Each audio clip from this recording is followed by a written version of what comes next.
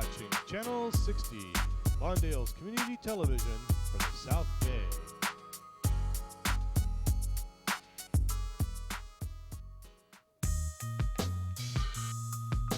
The following program has been made possible in part by a grant from the Lawndale Cable Usage Corporation.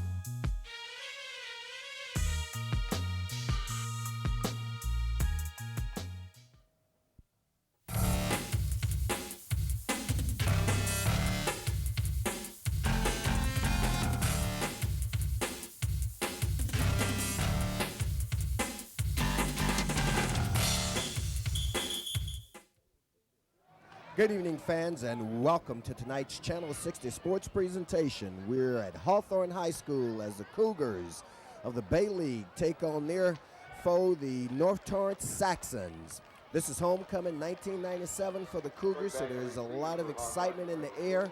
We were graced to get this game underway during the national anthem by a flyby F-14s from our own United States Navy.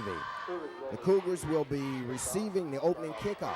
I'm Rufus Washington, joined by Jason Miller, and we're looking forward to an exciting contest tonight. And Jason, we've already got one critical turn of events with the injury that's going to preclude one of the key Cougars from participating in tonight's contest. Yeah, that's Jermaine Chapman, one of the best returners and one of the best receivers in the South Bay. One of the best running backs in the South Bay is out for North. Keon Limbrick out for the season. He was hurt a couple weeks ago against Lusinger. So both these teams playing without their stars will have to adjust to that. And of course, if you follow Channel 60 Sports, you know that last week we saw this very same North Torrance Saxon team play, and they are indeed a good team right now, sitting atop the Bay League, tied actually with Peninsula with a 6-0 record overall. And Hawthorne's in third place in league play, 3-3. The actual league standings will give you right after this kickoff. Back deep to receive for the Cougars, number 1, Brandon Russell. So the burden will fall on Brandon tonight for kickoff returns. He'll be assisted by number 18, Joe Etcheman. And we see the kick going to the far side, picked up by one of the up men, who gets it in good field position and gets it out to about the 25-yard line. So from there, the Cougars will go on offense, 1st and 10. Let me take a moment just to set the importance of this game for you fans. As I mentioned, North having a very good season so far, 6-0 overall, 3-0 in Bay League competition. The Cougars are at the 500 mark right now, 3-3 overall, but more importantly, they're 2-1 in Bay League competition. A win tonight would put them right back in the thick for the lead, depending on what the Peninsula result was, which we'll get to you in a little while. Peninsula, of course, is played this afternoon. There's our opening play, which is a pass out in the flat. It's going to be for a very short game there. Well, Rufus, the Cougars and the North Torrance Saxons, this is a game where they both got to prove themselves. North trying to wear the glass slipper after being at the bottom of the Bay League for a couple of years. They're undefeated, surprising everyone in the South Bay, and they have some players. This is no fluke. Take another look at that last replay. The Cougars like to start the game off with something safe, so later on that they can fake the safe thing and go for the big bend. Here's our second down play. On the 2nd and 6, this time they keep it on the ground as they go around the right side. They'll get out near the first down. Looks like they'll be about a yard short. North, of course, comes into tonight's contest, ranked number 4 in the Daily Breeze top 10. The Cougars are ranked number 7. And the question is, after a couple of early season defeats, are the Cougars back on track? We know this is a very well-coached team. Coach Dan Robbins having been here several years, and he's got a pretty good program going in that they're developing players in the lower grades and watch them come up over the years to the senior class. This play is going to be stopped. All right, fans, we're back after a brief power outage here. Looks like it affected the entire city. While we were away, the Cougars put 6 points on the board at the 7:33 mark of the first quarter. And in fact, here's a replay of that touchdown, boy. And this is going to make the Cougar that scored that touchdown, a very excited person. We thought we'd missed it. That was Cioli Tuipaluto. There you see Cummins dropping back the pass, sees Tuipaluto out in the flat. hits him right there. And you're going to see some contact here by the North defender. And Teopaludo just breaks away from it, streaks down the right sideline, crosses the goal line, Cougar touchdown, and they go on top by a score of 6-0.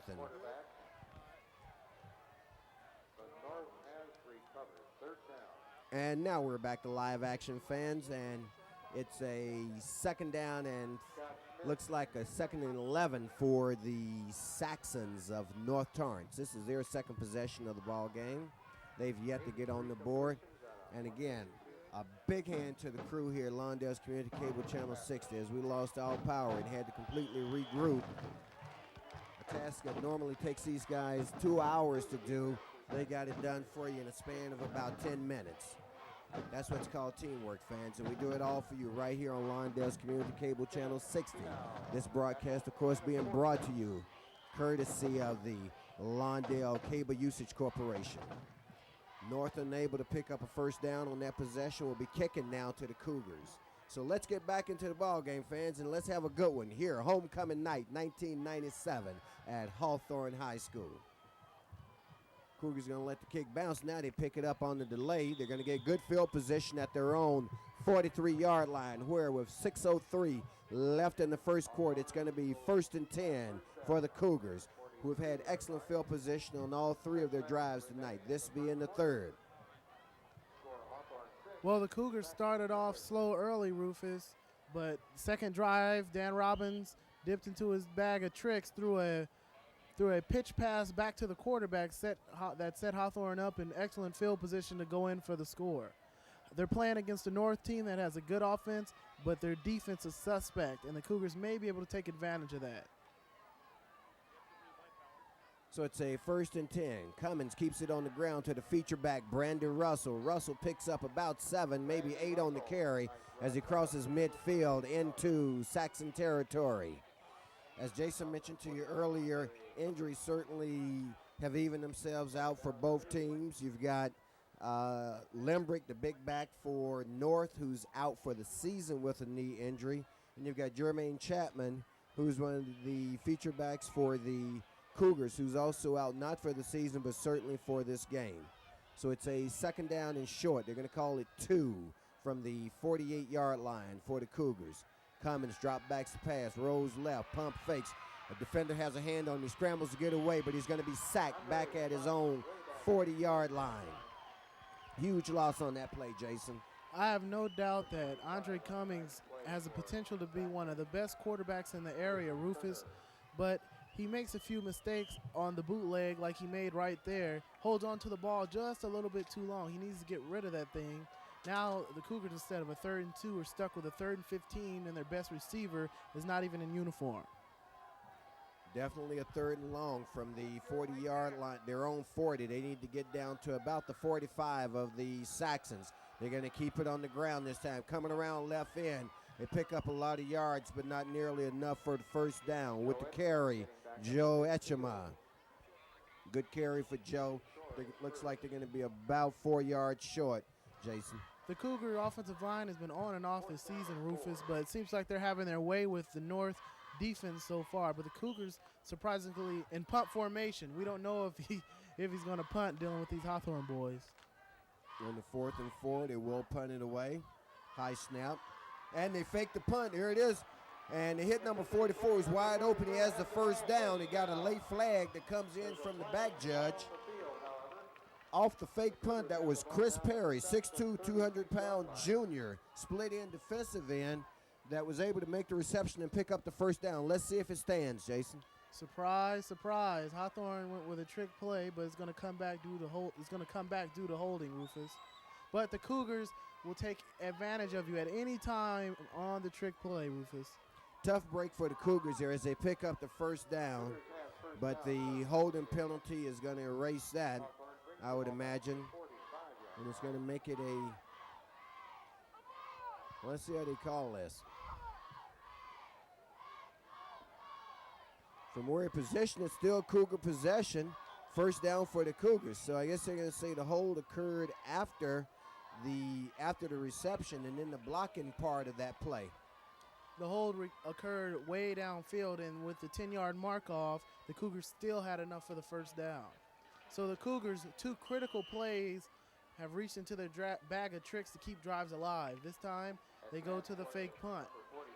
And, of course, the Cougar offense that we know historically, if you follow these folks like we have here at Channel 6, we know it shows a lot of creativity and a lot of imagination, just enough to keep you off balance, and you're going to have an encroachment penalty against the Saxons. Looks like a defensive guard, or tackle I should say, jumped offside. This is not how North wanted to start off this ball game, Rufus, behind by 6 points and on their heels, because this is their do-or-die game. Everyone in the South Bay is looking forward to this game. Well, you're right. There are some who question the what am I trying to say here? They question not the accuracy of the 6-0 record, but whether it's a legitimate 6-0, and they see this contest tonight against the Cougars as being a test of the legitimacy of that undefeated record. Whether it's legitimate or not, they've put themselves in an excellent position for making the playoffs, and the Cougars are in a must-win situation if they want to take over the league crown once again. And let's recap the Bay League standings for you. Let's go first with the league standings. Tied for the number 1 position, the North and Peninsula at 3-0. The Cougars are in third place, 2-1, along with the West. Inglewood at 1-2, Lusinger at 1-2, and Santa Monica and Torrance pull up the rear, 0-3 overall. 0-3 in league competition, I should say. We'll get you the overall records in just a moment. Right now, it's a 1st and 5 for the Cougars from the 40-yard line, I should say. They keep it on the ground. Brandon Russell, he easily picks up the first down. And as I was saying, to get back to the overall league standings, North and Peninsula undefeated at the top. Cougars 3-3, but a better league record than West, which is 4-2, along with Inglewood. The Olympians at 2-4, Santa Monica 0-6, and Torrance at 1-5. We got 3:40 left here in the first quarter, fans. 1st and 10 from the 34-yard line. Once again on the ground, counter play. They come around left side, and they're going to be close to the first down. Once again with the carry for the Cougars. That's number 18. I'm going to remember his name pretty soon. That's Joe Etchema. Take it away, Jason. Joe Etchema has done a really nice job in this first quarter. That offensive line has done a good job this game also.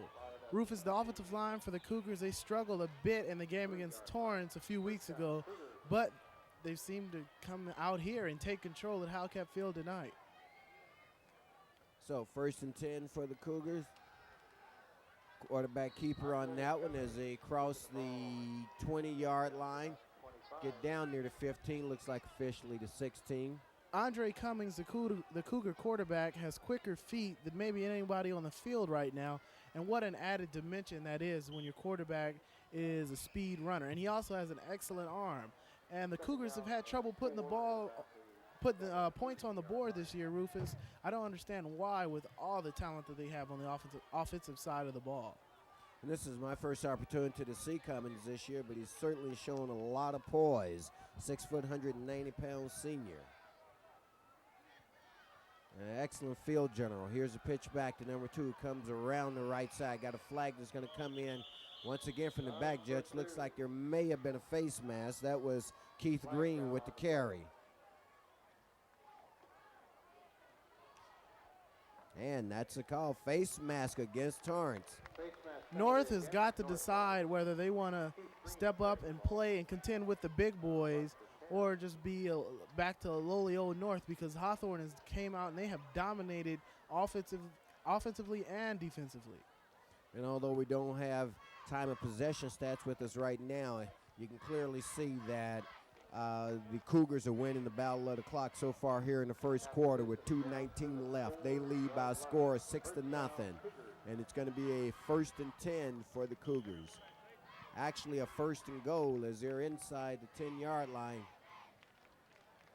From our vantage point, looks like they're at about the 5, maybe 6. They come with the man in motion. They keep it on the ground. Right up the middle. Don't see a signal yet. Now we do. Touchdown, Cougars. On the touchdown, that's Kenneth Fanua for the Cougars with 2:05 left. There you see Ken Fanua, 6 foot, 220-pound junior.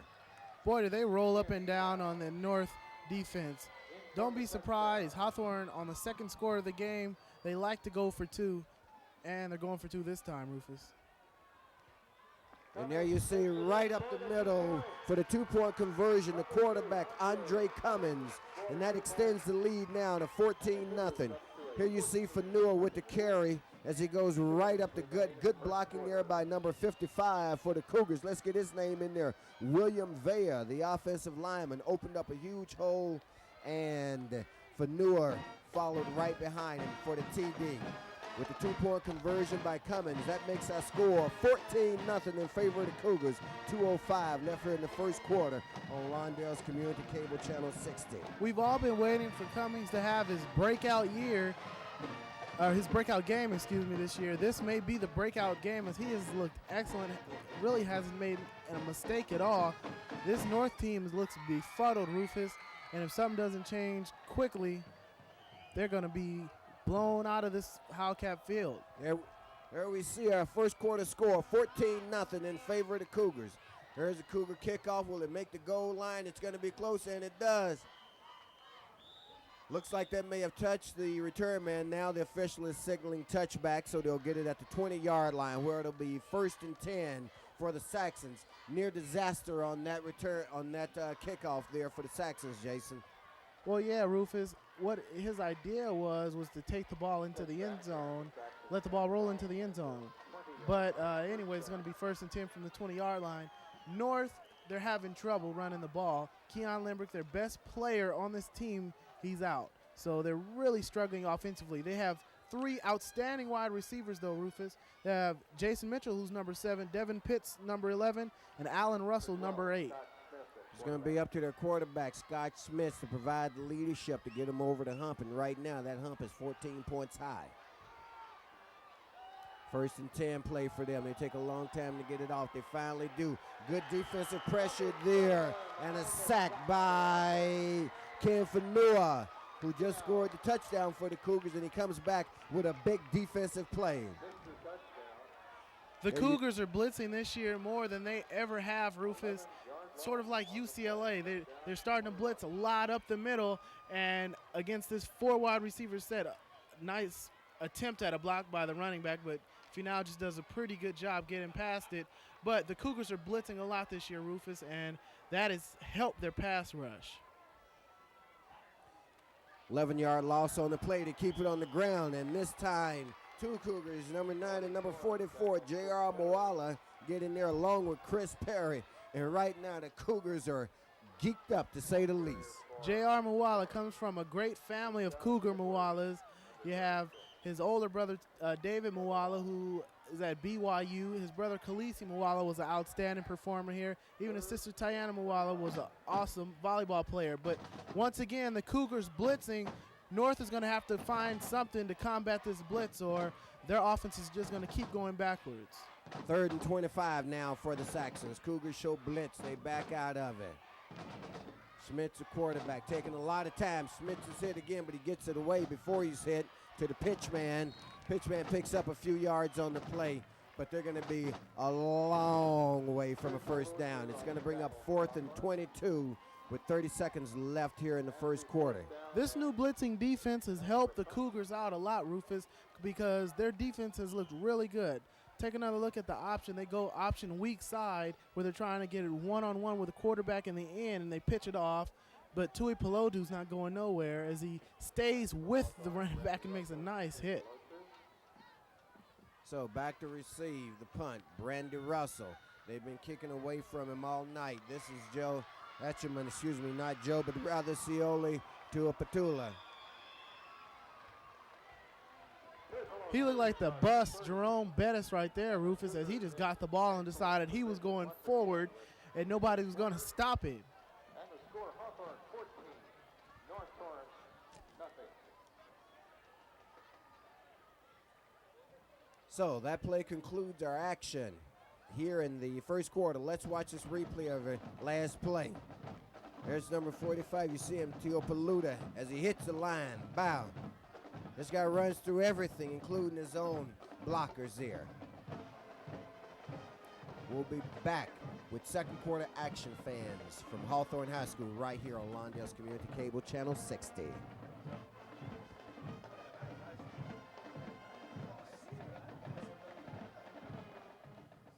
And we're back, fans. Our opening play of the second quarter here. Cougar possession. They're in North Territory. Here comes a sweep left. And they pick up a first down on the play before being pushed out of bounds there. Joe Etchemer once again, Jason. I tell you, I'm impressed with Joe Etchemer's speed as he's been leaving North defensive ends in the dust. He's really done a terrific job on that sweep, and the Hawthorne offensive line has done a terrific job. After struggling earlier in the season, the Cougars line looks to be like the line of old. So it's 1st and 10 for the Cougars from the North 16-yard line. Etchemer in the backfield. Here's the pitch back to him, or the fake pitch, rather. They fooled this reporter as well as they pick up yet another first down. This time they're down inside the 5-yard line. Fake on the pitch to Etchemer, but instead the handoff to Cioli Tuipaluto. Jason, call this replay, won't you? The Cougars been setting it up all night long with the pitch, so they fake the pitch and run the inside trap, and it has looked really, really nice.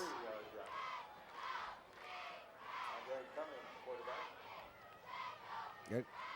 Let's go. All right, 1st and goal from inside the 5. Here's a loop pass intended for number 5. Touchdown. That's Courtney Ketter with the touchdown for the Cougars. But it looks like It looks like they're going to call that incomplete, as Ketter looked like he had it and had a foot in bounds, and then he looked like he finally dropped it after getting the foot in bounds. That's a controversial call all the while, but the Cougars are threatening again, Rufus, to blow this game open early, and the North Torrance cheerleaders and band are just arriving. It's about to be 21-zip. so. It's a 2nd and goal for the Cougars now from the 3-yard line. This time they do keep it on the ground. Going to be awfully close. And the signal from the side judge is a touchdown for the Cougars. Don't see total agreement there on the officiating crew, but that's a signal. Yes, that was Joe Etchemer with the touchdown carry for the Cougars. Well, now we've got a penalty on the play. Decline. That penalty was against North. So scored a touchdown, baby. That's in the books. That makes it 20-0 right now. Let's watch the replay of that touchdown one more time from ground level. There you see Etchemer take the handoff from Cummins and just go straight up the middle. Saxon defenders get a hand on him, but he's across the goal line by the time they're able to bring him down. Hawthorne beat the 0-6 Santa Monica Vikings 20-0. Now they're beating the 6-0 North Saxons 20-0, Rufus. And we got whistles blowing this play dead. That penalty against the Saxons was an illegal substitution, which obviously was declined by the Cougars. Now we've got another penalty against the Saxons. This one is going to be offsides. And right now, this has been a tough 13 minutes or so here in the first half for the Saxons as they're looking at a 20-0 hole, possibly going deeper at 21-0 with the extra point attempt coming up.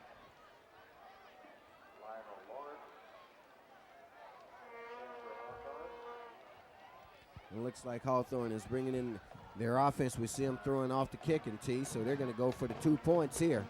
Well, if you're Hawthorne, Rufus, or excuse me, if you're North, you have just got to be totally surprised by this. But the Saxons, their 6-0 record had to hype up Hawthorne during the week, so Hawthorne was ready to play. It's also homecoming night at Howcap Legendary Field, and you got to play in front of all these former great Hawthorne Cougar players and all this tradition. North is just not ready to play with the likes of Hawthorne. And we've got a timeout on the field being taken by the Cougars as you look at the Big H on Howcap Field. And gives us an opportunity while you're mentioning great Cougars of yesteryear to give a tip of the hat to Brian Gray who's playing down at El Camino.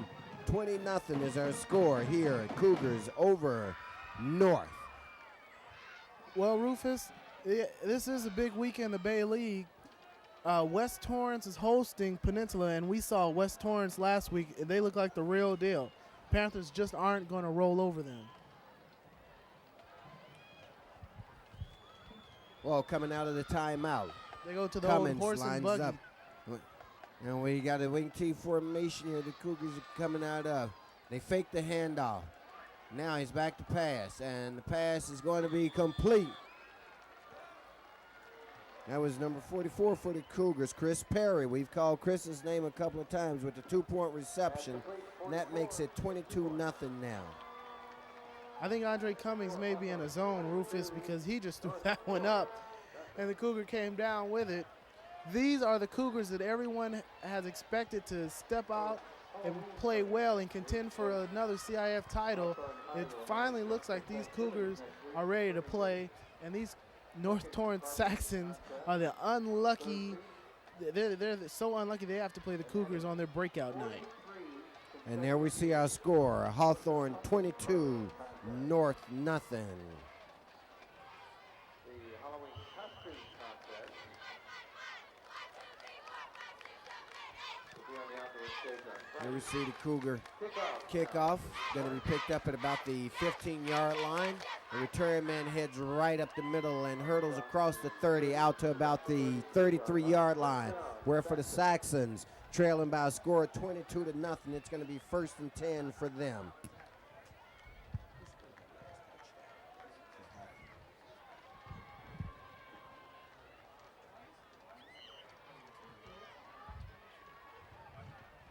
Well, Rufus, the Cougars defense is going to bear down now. North has to pass down 22-0, and the Cougars defensive backs are waiting for the pick, and the linebackers are waiting for the blitz. Scott Smith's certainly a little rattled right now by the Cougar defense, and obviously they're able to key on the passing game. As Jason just pointed out, they come with a little different look themselves with the option. Good for a gain of maybe 1 on the play. J.R. Muala did an excellent job defending the option that play. He is the inside linebacker. His speed was so fast. He's number 9 on the left side of your screen. As the ball is snapped, the North Torrance Saxons try and run to the weak side option. Look at number 9 on the left side of your screen. Beat the center and get his head across the side. Comes over, scrapes, and then stops the cutting back running back. Excellent job by J.R. All right, we're back to live action now. 2nd and 7 for the Saxons. Schmidt again drops back to pass. This time looking for a receiver, and he's going to be sacked back at his 30-yard line. I tell you what, North has nothing to combat this blitzing Cougar defense because they like to run with 4 and 5 wide receivers, and they're in trouble. If they keep going with these 4 and 5 wide receiver sets, they need to keep another back or something in to block the Cougars. It's too many Cougars and not enough Saxons, as this time that was a coverage sack. Good coverage by the Cougar DBs, who are always good, and they make a nice play. So it's a 3rd and 15 now for the Saxons. High snap. Smith brings it down, throws out in the right flat, hits his receiver, but this is going to be stopped for little or no gain, and we got a flag on the play. Let's see what the official call is. The early notion is that it's holding, and that's what it is. Holding on the receiver for the Saxons. The receiver on the top of the screen on the side of the pass, look at that, hold, drags down. There you see, that's the beautiful call by the referee. Drag down Prince Hampton. Our own Mike Galarza caught that, Channel 60 guru. Randy Russell, number 1. And they've kicked away from Brandon Russell all night as they punt here on the 4th and 15. Well, they are staying away from his side. That punt is handled by Tui Paluto, and he fumbles it out of bounds. No damage done of any significance there as the Cougars will take over. It'll be 1st and 10, once again with good field position. Looks like they're going to set up at about their own 34-yard line, fans. This is homecoming 1997 here at Hawthorne High School. The North band is just now getting here. You think they think it's a mistake on the scoreboard as the Cougars are just rolling, and they just got the ball back. So the Cougars up 22-0, looking for more. So with a 22-0 lead and 9:23 left here in the first half, Cougars looking to extend that lead even further. Cummins pump fakes. Cummins goes deep on the right side. He's got a man, overthrows him by about a foot. Boy, great throw by Cummins. Pass intended for Caven Jackson, and he just missed him, Jason. Andre the Arm Cummings unloaded one that plays. We got a penalty flag. It's going to be, looks like it's a face mask, and looks like it's going to be against the Hawthorne Cougars, Rufus. But Andre the Arm Cummings just gunned one down the sideline. And they're going to march this one big time back against the Cougars. 15 yards on the face mask.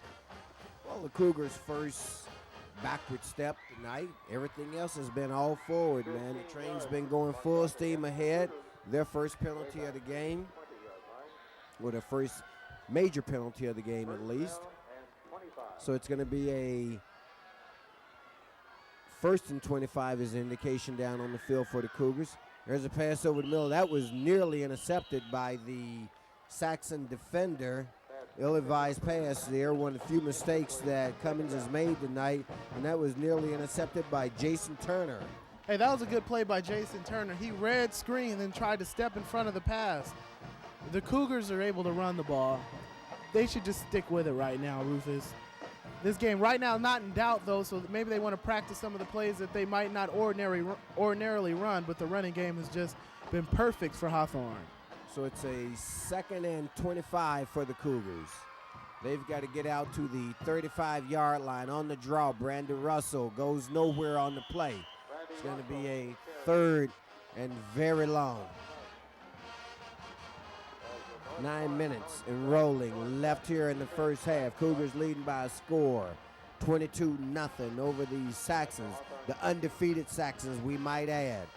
Well, you knew last week when the Saxons needed a 39-yard touchdown pass on 4th down and 32 with 1 minute left to beat Inglewood, that maybe they're just not the real deal. And the Cougars have came, and they are showing them that they're not the real deal tonight. 3rd and long for the Cougars. I may have mistaken before. They need to get up to the 44-yard line. Cummins keeps it himself.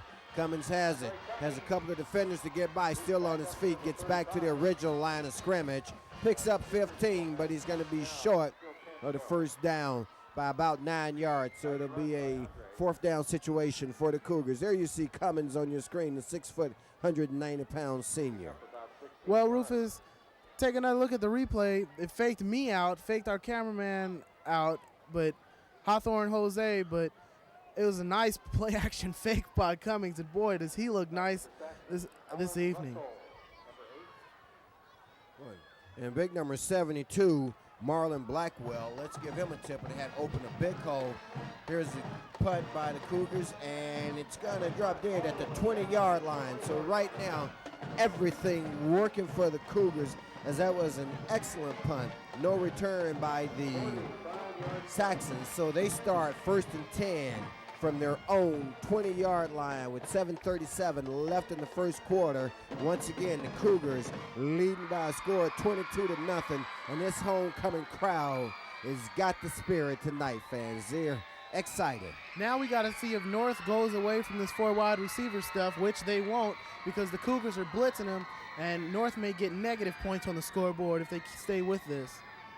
They come with a full package of wide receivers, but they throw to the back out of the backfield, I'm sorry, I should say. Been watching too much baseball the last couple of days, and he's out near a 1st down. Yeah, when the Cougars go to blitz, North High is going to have to throw to their running back coming out on the swing pass, because when the linebackers blitz, that leaves nobody to guard the running back, as he did run out the outfield, Rufus. we all been watching a little bit too much baseball, but take another look. Good blocking, nothing but green. And they give him the first down on the play out across the 30 at the 30-yard line. 1st and 10 for the Saxons. They come with a man in the slot on the right. We got a flag on the play, and it looks like this may be too much time against the Saxons. But when you blitz like the Cougars do, Rufus, you become susceptible for the outside run, and teams in the future may look to run a toss or run a pitch to get to the outside against the Cougars when they blitz so much up the middle. They call a procedure penalty against the Saxons. Same difference in terms of penalty yardage, 5 yards. Makes it a 1st and 15 for them now from their own 25-yard line. Need to get out across the 40. About the length of a football on the draw play to keep it on the ground. Oh. That's not working. There's a fumble. Looks like the Saxons have recovered, though. Boy, is Muala the man, Rufus. He fought off another block. He caused the fumble, made the tackle all in one play. He's looking just like his brothers. You hate to compare him to his brothers, but they all played with such intensity and such quickness. Take a look at number 9 on the left side of your screen. Fights off the block, comes up, makes a tackle, strips the ball away. Boy, he just looks super out here tonight. Everything's gone Hawthorne's way. So it's a 2nd and 14 for the Saxons now. What a way to celebrate homecomings. Nothing but excitement right now and happiness for the Cougar fans. Schmitz rolls right. Schmitz puts it up. And it's nearly intercepted. Got flags on the play. Looks like this is going to be defensive interference against the Cougars. There's a reason why North goes 4 wide receivers. They have 3 super wide receivers, Rufus. 3 all-area capable wide receivers, Rufus. But Schmidt just hadn't been able to get him the ball. This time Schmidt finally beats the blitz, gets out of the pocket, and take a look at number 11, Devin Pitts, try to readjust to the ball. He watches a lot of Michael Irvin. He's a big receiver, Rufus, so he tries to use his size to jump back over the top of him, and they call a suspect penalty against the Cougars. Looks like that call was against number 20, Lionel Lawrence, 5'9", 150-pound junior for the Cougars. Gives the first down to the Saxons as the ball crosses the 40-yard line. 1st and 10. We've got 6:27 left here in the first half. Cougars up by a score of 22-0. Saxons on the move, though. Certainly want to scratch before this half is over, and this is their best drive so far. There's another pass out in the flat, complete. Pick up about 7 on the play, make it a 2nd and 3. That pass complete to number 8 of the Saxons. That's Alan Russell. Let's watch the replay here. Go ahead, Jason. He's one of their super wide receivers also, Rufus, and you see the route he ran. It's a nice route, really quick, but the Hawthorne linebackers are also quick, Rufus, and they make a nice play. North has some talent out here, but they just don't have enough guys to block the blitz. They're not experienced enough either. Officially, they call it a 2nd and 4. This time they keep it on the ground. That's number 36 with the carry, 64 with the big hit for the Cougars. That, of course, is Corey Thetford, and I got to give a shout-out to Corey, his aunt that I work with. There's Corey on your screen. His aunt named Dottie Fuller works with me down at the Department of Housing and Urban Development. Nice play by Corey Thetford. They went to the counter finally, and Thetford came up and put each and every bit of his Hawthorne red all over the North white and blue. So it's a 3rd down now, 3rd and 6 for the Saxons. Schmidt drops back to pass. Schmidt looks right, throws right, hits his receiver who, with a juke move, picks up the first down as he gets down near the 46-yard line. They needed to get into Cougar territory, so they've got more than enough for the first. North is 6-0 for a reason, Rufus, and they come up with big plays on when needed. Look at 3rd down and 10 here, and they hit the flat pass to, Russell once again? These North receivers, they are vaunted, Rufus, and the Cougars just better watch out when they go to that blitz. They're leaving their corners in man-to-man coverage. And the guy working the chain gang crew over on that side bailed out on that play early. Here's another pass out in the flat that they hit the receiver. So Saxons starting to show some offensive momentum as they work the right side of the line and the right side of the Cougars defense. That was Jason Mitchell that time, Rufus. 6'2" receiver. North has big receivers. Mitchell and Pitts are both big receivers, and they can overpower a defensive back. They can simply overpower them. And that's a nice run after the catch by Mitchell. So they're working on those defenders over there on the right side of the Cougar defensive line, as well as the defensive backs. Second and short now for the Saxons. Chance to do a lot of things. They keep it on the ground this time. They easily pick up the first down as they get down near the 30-yard line, where it's going to be a 1st and 10, 4:23 left here in the first quarter. Give North some credit. They're down 22-0, but they do not want to get blown out of this ball game as they ran the counter and ran it nicely that play. And number 20 for North, Rufus, he's done a terrific job getting it upfield and getting yards. Number 20 from North, he's not in our program for this game or the program for the North Lusinger game, so he's the mystery man, but he's done a pretty good job running the ball so far. So it's a 1st and 10 for the Saxons. Schmidt again drops back to pass under pressure. Got that ball away in the face of tremendous pressure from 3 Cougar defenders. Number 7, number 9, number 44, Fanua, Moala, and Chris Perry bearing down on him. The pressure was all up in Schmidt's face, but that's Final, but it's a timing pattern for North, so Schmidt knew where Allen Russell was going to be, just tried to float it out there, but it was just a little bit too far. He was just rushed by Kenneth Final, who's done a terrific job, by the way, rushing off of the corners. Well, I'm not so sure Smith will like that play in next week's game plan when you've got 4 big Cougars bearing down on him. Granted, it takes 2 or 3 seconds for that to develop, but he had absolutely no time. Did get the pass off, but clearly under duress, consequently the incompletion. And we've got a timeout on the field, fans, right here on Lawndale's Community Cable Channel 60. Second quarter action, 4:11 left. Cougars leading by a score of 22-0. Oh, did I mention that it's homecoming tonight? For all you fans, I want you to stay right here on Lawndale's Community Cable Channel 60 and enjoy the halftime festivities. The Hawthorne defense tonight, Rufus, and this whole season, they are a very quick group, and they've made a lot of nice plays this season and this game, Rufus. They're not the problem with this team. The offense just needed to get on track, and they're even doing that tonight. So it's a 2nd down and 10 now for the Saxons from their own 32-yard line. They need to get down to the 22, obviously. Taking a lot of time to get this play underway, calling the audible at the line. Smith's dropping back to pass, and he's going to be sacked from behind by Chris Perry. Well, we've seen Chris Perry make a couple of big defensive plays tonight, and yet another one on that one. There's Chris Perry, but Schmitz wanted to audibilize. He did. He wanted Jason Mitchell to go deep, and you saw the whole play. He was just trying to set up to find Mitchell. Look, he keeps trying to set up. He knows he's got him going deep right there, but he can never set up as Final is all up in his face, and the nice sack is made. And let's give Ken Fanua credit for setting the table for Chris Perry on that play. Now, if I was Hawthorne, I'd bring the whole house. So it's a 3rd and 19 now. Schmidt again drops back to pass, throws over to the right side where they've been working with some success. Still on the ground, but they're going to be short. No, he's still going.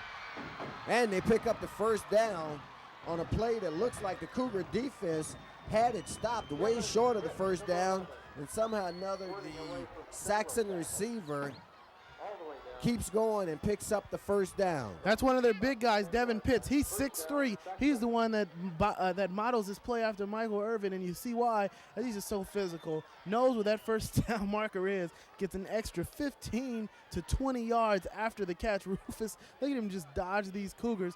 I'll tell you, he's one of the best receivers in this league. He is the best receiver in the league so far. And I counted that he broke 5 tackles on that play, Jason, before Chris Perry finally brought him down. So it's a 1st and 10 now for the Saxons. Out of the shotgun, he dropped back to pass. Here's the pass over the right side. Touchdown. Touchdown reception there by Jason Mitchell for the Saxons, number 7. And they worked that right side of the Cougar defensive setup the entire play except for a couple of running plays. Go, Jason. Yeah, they worked that right side, but these receivers are just simply awesome, Rufus. Jason Mitchell, Allen Russell, and Devin Pitts all should make first team all-league. Extra point attempt coming up here. Let's see if they go for the one or if this is a fake. There's a snap, high snap to get it down. No, kick is up and good. So, with 2:45 left here in the first half, Cougar lead shortened just a bit by a score now of 22-7. But they'll be receiving the kickoff when we come back right here on Lawndale's Community Cable Channel 60. Well, Rufus, you see why North is 6-0, and they don't even have Keon Limbrick, their best offensive player. I mean, he's even better than these receivers, Rufus, but these receivers and Keon Limbrick will all be back next year except for Allen Russell, number 8. Number 7 and 11, along with the tall, fast running back, nifty running back, will all be back for North next year. And back to receive the kick for the Cougars is going to be Randy Russell, who they've kicked away from all night, and Cioli Tuipaludo, number 45. Russell, of course, is number 1.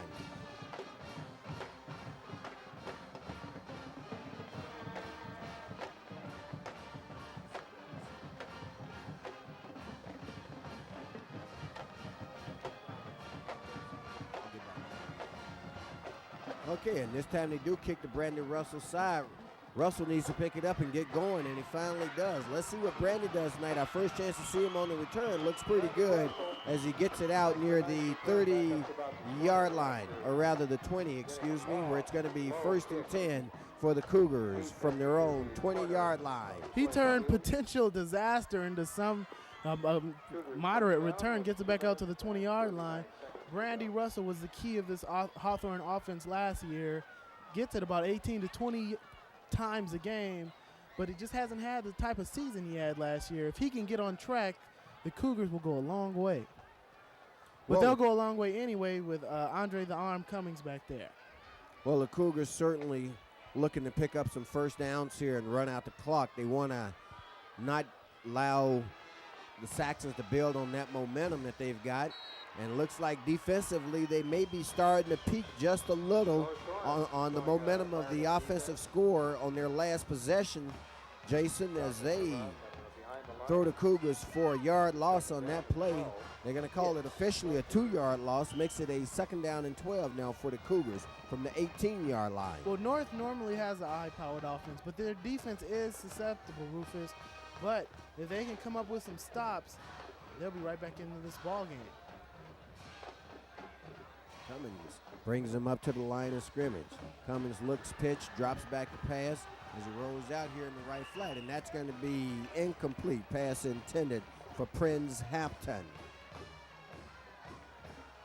So it's going to be a 3rd down play now for the Cougars, who are on the verge of going 3 and out with 1:56 left in the first half. Would be plenty of time and perhaps a chance for the Saxons to even get good field position here. I think that the Cougar coaching staff wanted a pass interference call, but the ball was really high and was really uncatchable. But the Cougars on 3rd down and 12 now put into really their first dangerous position. They're backed up into their own territory on 3rd down and 12, Rufus. No Jermaine Chapman, so who are you going to throw the ball to? Well, we got Brandon Russell in the backfield. If we don't throw it, that's not a bad guy to hand off to, but they are going to throw it. Well, maybe they aren't. They keep it. That's Cummings with the quarterback keeper, and he's going to be way short of the 1st down.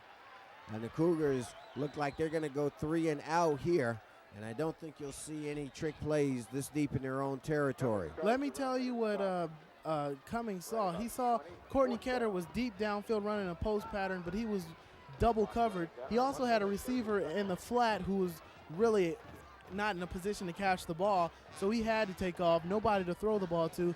Now North has a chance to get a good field position.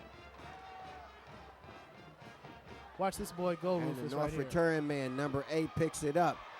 And he cuts back up, looking for some blocking. A lot of spin moves. Doesn't get the return out of it that he had hoped for, but he does give him good field position at the 43-yard line. That was Alan Russell, number 8 for the Saxons, with the return. I know that Lusinger's head coach, Bobby Greer, is really impressed with this guy, Alan Russell, right here. He actually thought he should have been the starting running back. He's a pretty exciting player as he makes the play exciting on his own at the beginning there, then jukes a couple of Cougars and does a nice job. But good field position once again for the North Torrance Saxons, Rufus. You're right, Jason, as they begin this drive with 1:09 left in the first half at their own 44-yard line. We'll see the Cougars, the Saxons obviously run the 2-minute drill here, except they've only got 69 seconds to run the 2-minute drill. But they really run the 2-minute drill the whole game with that 4 wide receiver set. And right now they're operating out of a shotgun, as Jason said, with the 4 wide receiver set. A blocking back in the backfield. Smith drops back to pass. Smith looks deep, goes to the sideline, hits his receiver. Are they going to say he was in? Yes, he was. In Cougar territory at about the Cougar 38-yard line. In the second quarter, North Torrance's passing game has been a thing of beauty, Rufus. Schmidt wanted to go there from the get-go as he went to the pump and go. You saw the pump. Now take a look at the go. Jason Mitchell, Alan Russell, and Devin Pitts have been the 3 amigos for the North Torrance Saxons. So it's a 1st and 10 for the Saxons in Cougar territory now. Again, Smith's drop back pass, hits his man in the flat, number 8 once again. Short gain on that play, takes it up near the 30-yard line. 53 seconds, clock rolling. Gonna have a quick replay here of that last play. North needs to call a timeout, Rufus. They have, I believe, 2. Take another look at Alan Russell. They do call a timeout. Alan Russell, he's so nifty. You have to hold your breath every time he touches the ball. We've got an exciting first half here from Outcap Field. Exactly, and of course, once again, this is homecoming 1997. A festive occasion always at the interscholastic level. Well, Rufus, me being a former Lusinger Olympian, this big bullet or this big bullseye on my back, I won't be walking outside for too long. But there's a lot of pride here at Hawthorne High School, and they're looking for this team not to just contend for a postseason berth, but get to the CIF championship. And the Cougars are starting to build on that. Well, they've got to put some wins together, Jason. They're 3-3 overall, 2-1 in Bay League competition, though. But a win here tonight would put them back in the thick of the Bay League leadership. Out of the shotgun, once again, it's over the quarterback's head, and he takes a big hit. Not just that, he takes a big hit in the back from Ken Fanua. Gets up, though, shakes it off. 25 seconds left, though, Rufus. They have to hurry. Here you see on the replay the snap that goes over Smith's head. Smith goes down to get the ball and takes a big hit in the back, but he gets up like the warrior that he is. Passes out in the flat to number 7, which stops the clock for the Saxons. That pass was to Jason Mitchell. Yeah, that stops the clock, but it's 4th down now, and I think that the North Torrance Saxons are going to have to go to the end zone right here. I think you're right, Jason. They'll obviously be thinking end zone with 13 seconds left here in the first half. Cougars right now leading by a score, 22-0. One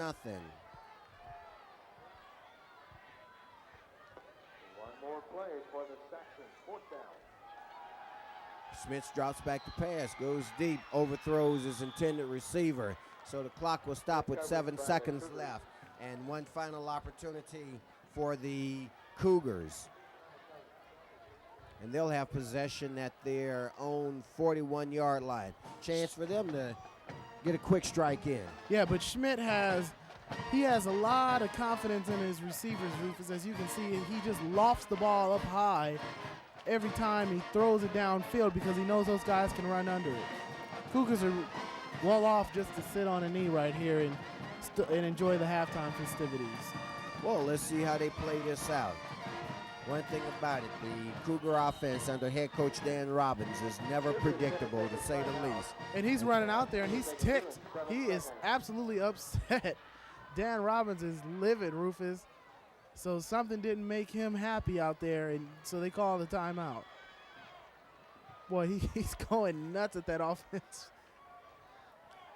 I've been cursed out by coaches many a time, Rufus, so have these players. So they should collect themselves and be ready to play for the next play. And there you see Coach Robbins in the huddle there, talking to his offensive set that's on the field to run out these last 7 seconds of the first half as they lead by a score 22-7. Want you to stay right here, though, and not go any place as we prepare for the halftime pageantry of homecoming. And there you see a number of the participants in tonight's homecoming contest. And it looks like we have some of the Hawthorne Angels gracing the field. This promises to be an enjoyable show, fans, so we want you to stay right here with us on Lawndale's Community Cable Channel 60. Here's the 7-second play. Andre Cummins drops back the pass, sending his man downfield, pulls it down. He's going to keep it himself, and he's going to finally be brought down at the 40-yard line of the Saxons. And that will end the first half, but a great first half for the Cougars fans as they take into the locker room a halftime lead of 22-7 over the undefeated North Saxons. Want you to stay right here with us, fans, on Lawndale's Community Cable Channel 60 as we bring you a great halftime celebration on Lawndale's Community Cable Channel 60. Well, Rufus, the North Torrance Warriors really were lackluster in this first quarter. We had a power outage in Hawthorne. It looked like the power outage was on the North Torrance football squad. The Cougars looked really well. Coach Robbins is arguing with another official again at midfield. So Coach Robbins unhappy with the officiating in this first half. And as both teams head off the field, once again, we see their score. Hawthorne 22, North 7, as the halftime festivities get underway momentarily right here on Lawndale's Community Cable Channel 60.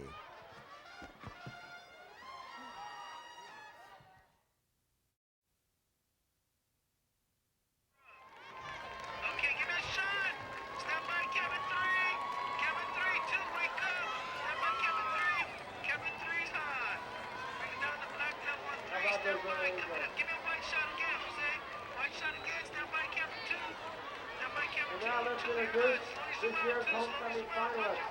In the first car, we have, nominated by Diana Rodriguez, who is escorted by Miguel Estrada.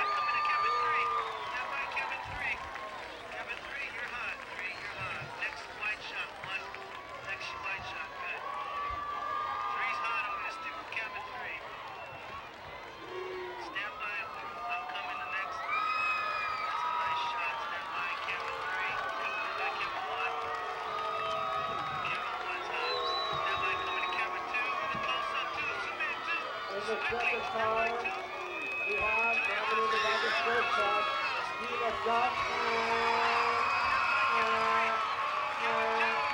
nominated by baseball, all Sanchez.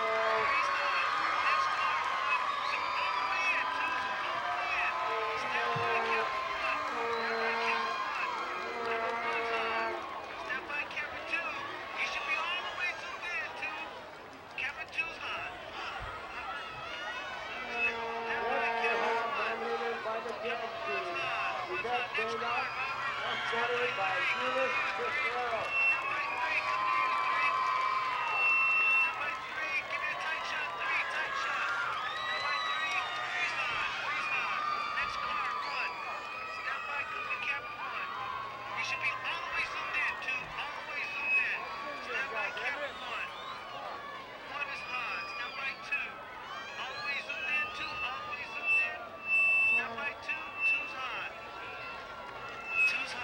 Fourth car.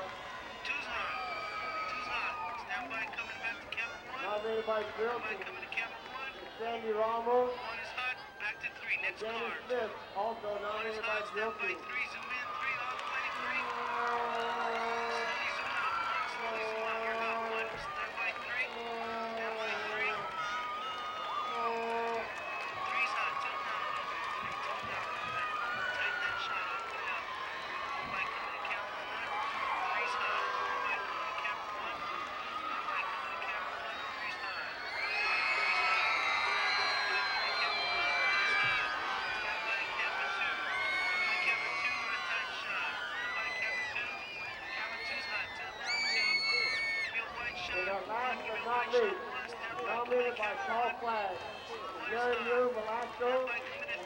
Van Hook, also nominated by Paul Flag.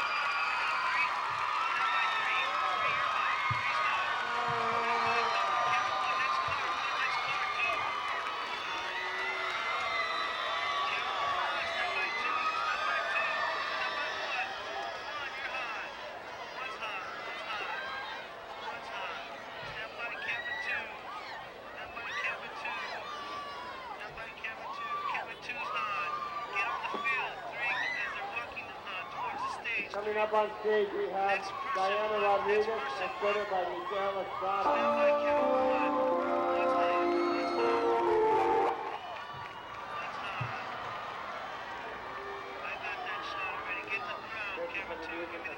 Accompaniment. Next person, 3. Stand by 2. Stand by 2. 2's hot. Give me the stage. 3. Next person. Stand by camera 1. See if you can zoom all the way in, please. Coming up on stage now, Stand by 3. we have Tina Duck, escorted by Harold Sanchez.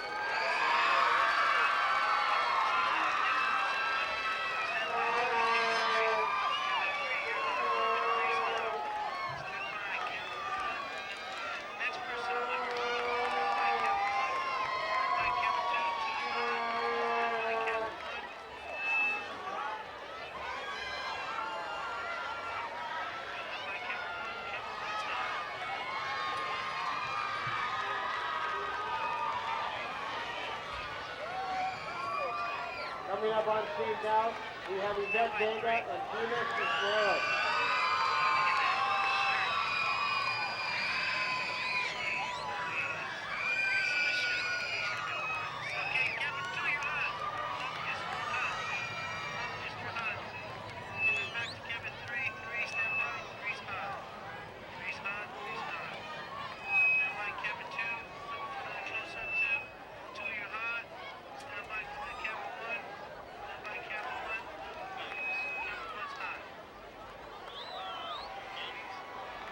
Coming up on stage now, we have Sandy Ramos and Danny Smith.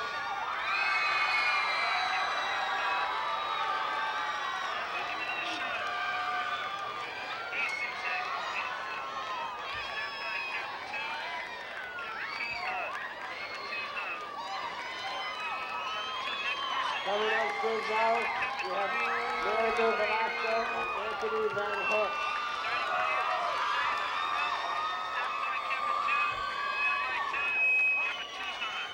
First, we would like to thank our 2 escorts for this evening, Miguel Estrada and Gina Cisneros.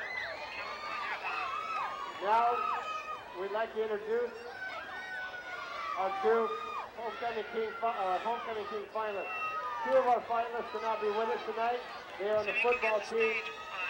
Number 64, Corey Sedford, nominated by Ramosa, and number 6, Teron Burrell, nominated by Garrett's team. Look for them on the field in the second half. On stage tonight we have Harold Sanchez, nominated by baseball.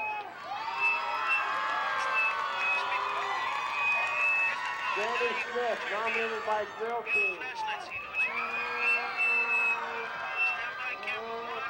And finally, Anthony Van Hook, nominated by Paul Flag. Good luck to these young men, one of whom will be crowned king at tomorrow night's homecoming dance. Without further ado, we will now introduce our finalists for homecoming queen. Nominated by band, Diana Rodriguez. Nominated by the Surf Club, Gina Duck.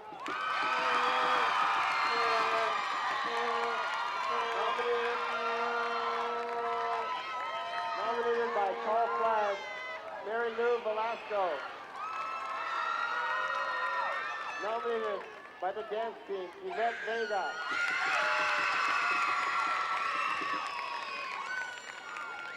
Last and surely not least is Sandy Ramos, nominated by drill team. Please give another round of applause for all of our heavenly princesses. And good luck to all.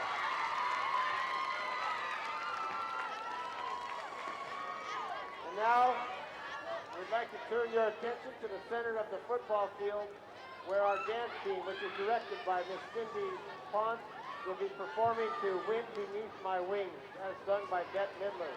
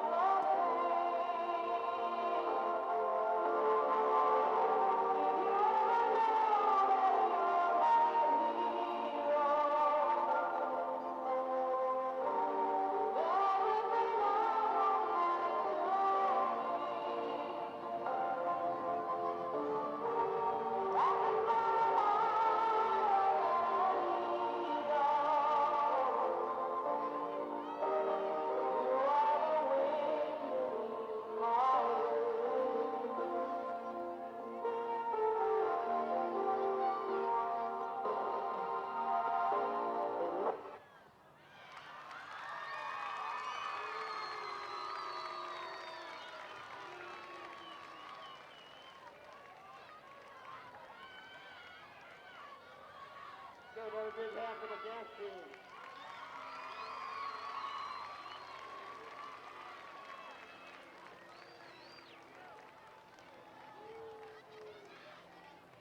And now here come our angels again. Our angels with a message from heaven who will tell us who is our most heavenly princess, who will be our queen for 1997.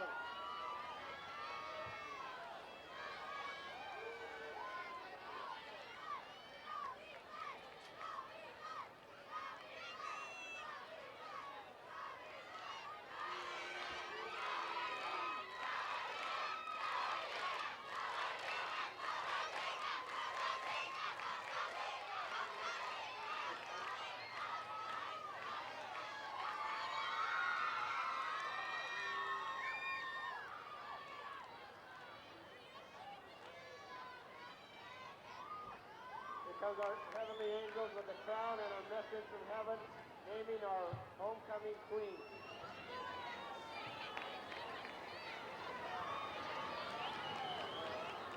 Our angels giving the crown to last year's homecoming king, Auntie Finau, who will crown our queen.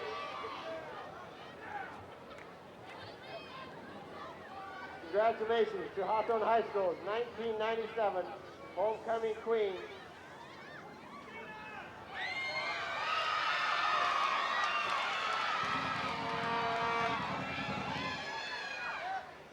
Mary Lou Velasco.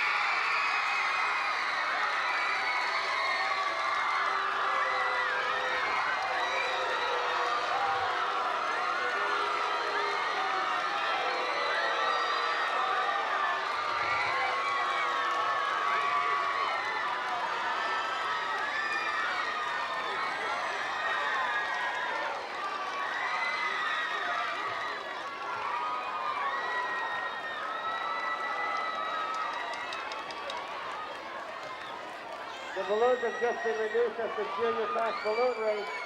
Looks like they're racing in Catalina.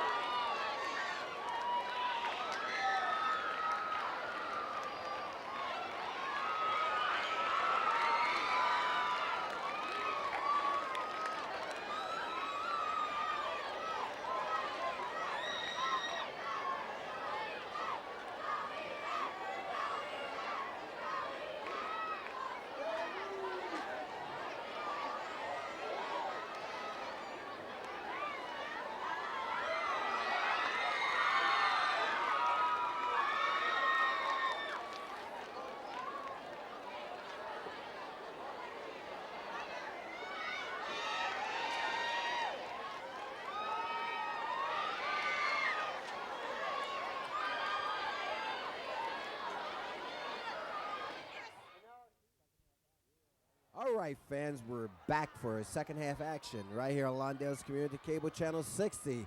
We're at Hawthorne High School as the Cougars dominated the first half over the undefeated North Saxons by a score of 22-7. First of all, I want to say we hope you enjoyed the halftime festivities brought to you by the crew here at Lawndale's Community Cable Channel 60. And, of course, we'll run down the names of those fine folks before this contest is over. Hawthorne received to open the game, so the Saxons will get the second half kickoff. They're just returning to the field, so that means we're still a couple of minutes away. Jason, if you've got some thoughts in your head, why don't you give us a recap of first half action? If I didn't, we'd be in trouble, right, Rufus? No. First half, the Cougars dominated the first quarter, but the North Torrance Saxons came to life in the second quarter. So the Cougars, second half, they're going to have to hold off this North Torrance team who they look like they're starting to get used to the blitz of the Cougars. Nice haircut. That's one of our Channel 60 staff members, Hawthorne Jose.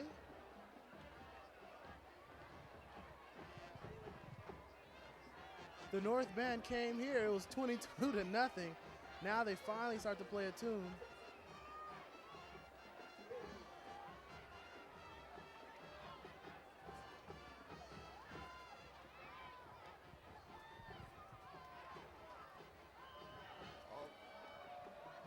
And we've got Hector Urbano with the kickoff for the Cougars. And it's going to be out of bounds as the indication from the official. Now, this will be interesting in terms of how the official views it, whether he caught it out of bounds or whether the ball was actually. It's out of bounds. Anyways, if he caught it out of bounds, then it's still out of bounds. So it's going to come out to the 35-yard line, I believe. The pros is now at the 40. So, yeah, it should be the 35-yard line, Rufus. So North gets the ball to begin the second half. A score here. They are right back into this ball game. What they cannot do is panic, and they've got to account for the Hawthorne blitz. First down at the 35-yard line. Well, possession at the 35-yard line is certainly a lot better than possession at your 20-yard line, which is about where he caught it and I guess was out of bounds when he caught it, as opposed to having caught it inbounds and stepped out, which would have forced him to take it back there at the 20. But they start at the 35. They drop back to pass, and that's knocked down by the Cougar defender, Joe Achema. So the Cougar defense picks up right where they left off in the first half. I think we've seen our first adjustment of this ball game, Rufus. The North quarterback is now starting out of the shotgun formation. Schmitz is starting out of the shotgun formation. That should buy him an extra second or two. And when you're in the shotgun, believe me, Rufus, as a former defensive lineman, it makes you tired. So let's see if they'll be productive. Now he goes back under center, though.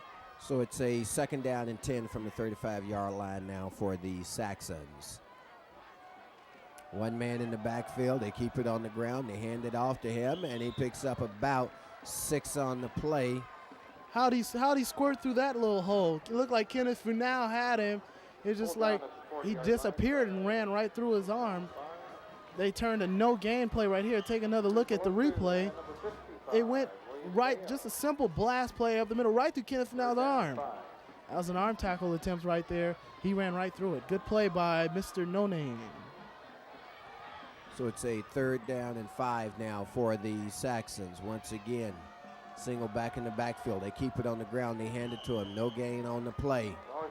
So it's going to be a 4th and 5 punting situation for the Saxons. Cougars with a chance to go on offense here in the first portion of the third quarter. We've got 11 minutes left here on Lawndale's Community Cable Channel 60. There you see Corey Thetford, big number 64, 6 foot, 222-pound defensive lineman. I tell you, he and J.R. Mawala have been really impressive for that Cougar defense. And there are several players we can point to, and I'll pick up that point after this punt, Jason. And there you see the kick get away. Okay, it wasn't touched by the defender there for a second, by the official's actions. Thought that Tui Paluto may have touched it, but he didn't. So the Cougars will get it 1st and 10 from their own 18-yard line. Looks like Tui Paluto all night. He's really a couple of plays. He's had some trouble fielding these punts. The Cougars need to just stick with what they did in the first half, and that's run the football and throw off a little bit of play action. But their running game has looked tremendous. So it's a 1st and 10 for the Cougars. Ball spotted at the 22-yard line, it would appear. They keep it on the ground, and they're going to pick up a short gain on the play. Gang tackling there by the defensive line of the Saxons. Last year, number 33, Hiram Travis, was the running back for the Saxons. This year, he's solely a defensive player, since Keon Limbrick and those other skilled players with more speed have taken over the reins in the backfield for the Saxons. But he's now just a defensive player. He can concentrate on defense, and that has helped his defensive game. There you see over on the right side, big number 76, Tony Terrell, 6'3", 295, offensive lineman. Let's see if they run his way. Well, they go straight up the middle between the guards, and Tui Paluto has some running room. The question is, will they catch him? He's still breaking tackles, and they finally catch up to him, but not until he gets down to the 30-yard line of the Saxons.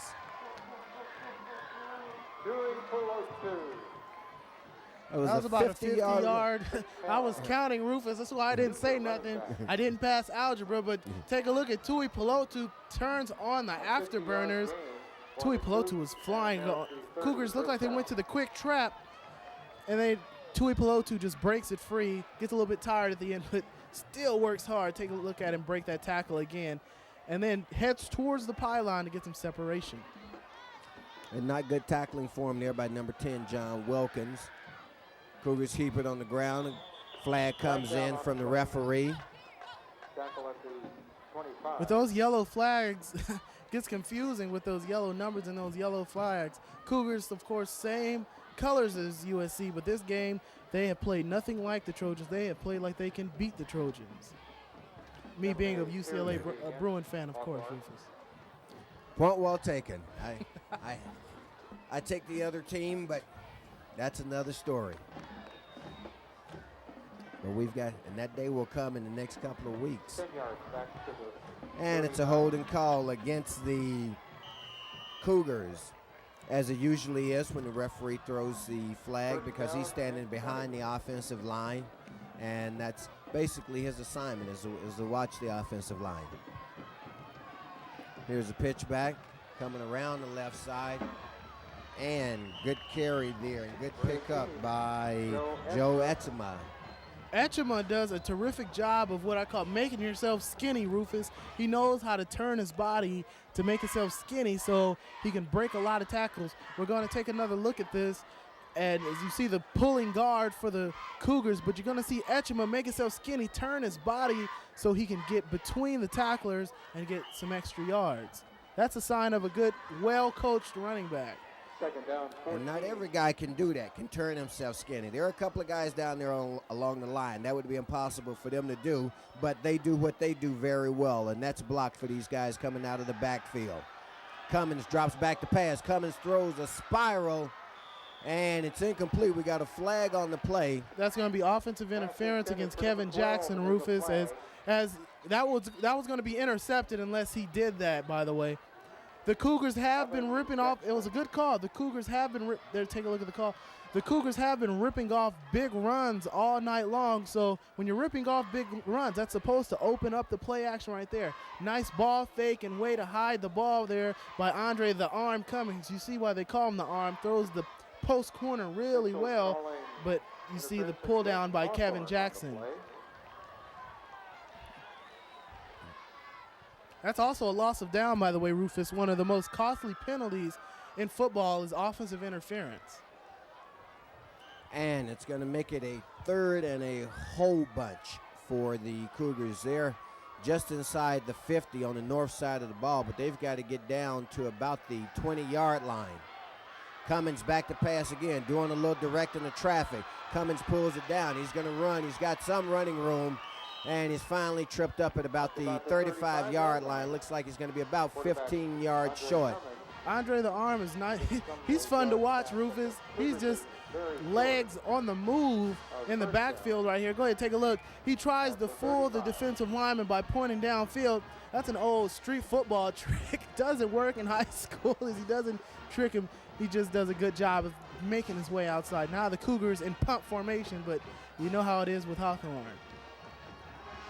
So setting up the punt for the Cougars, number 12. And, of course, we know that that's Kevin Jackson.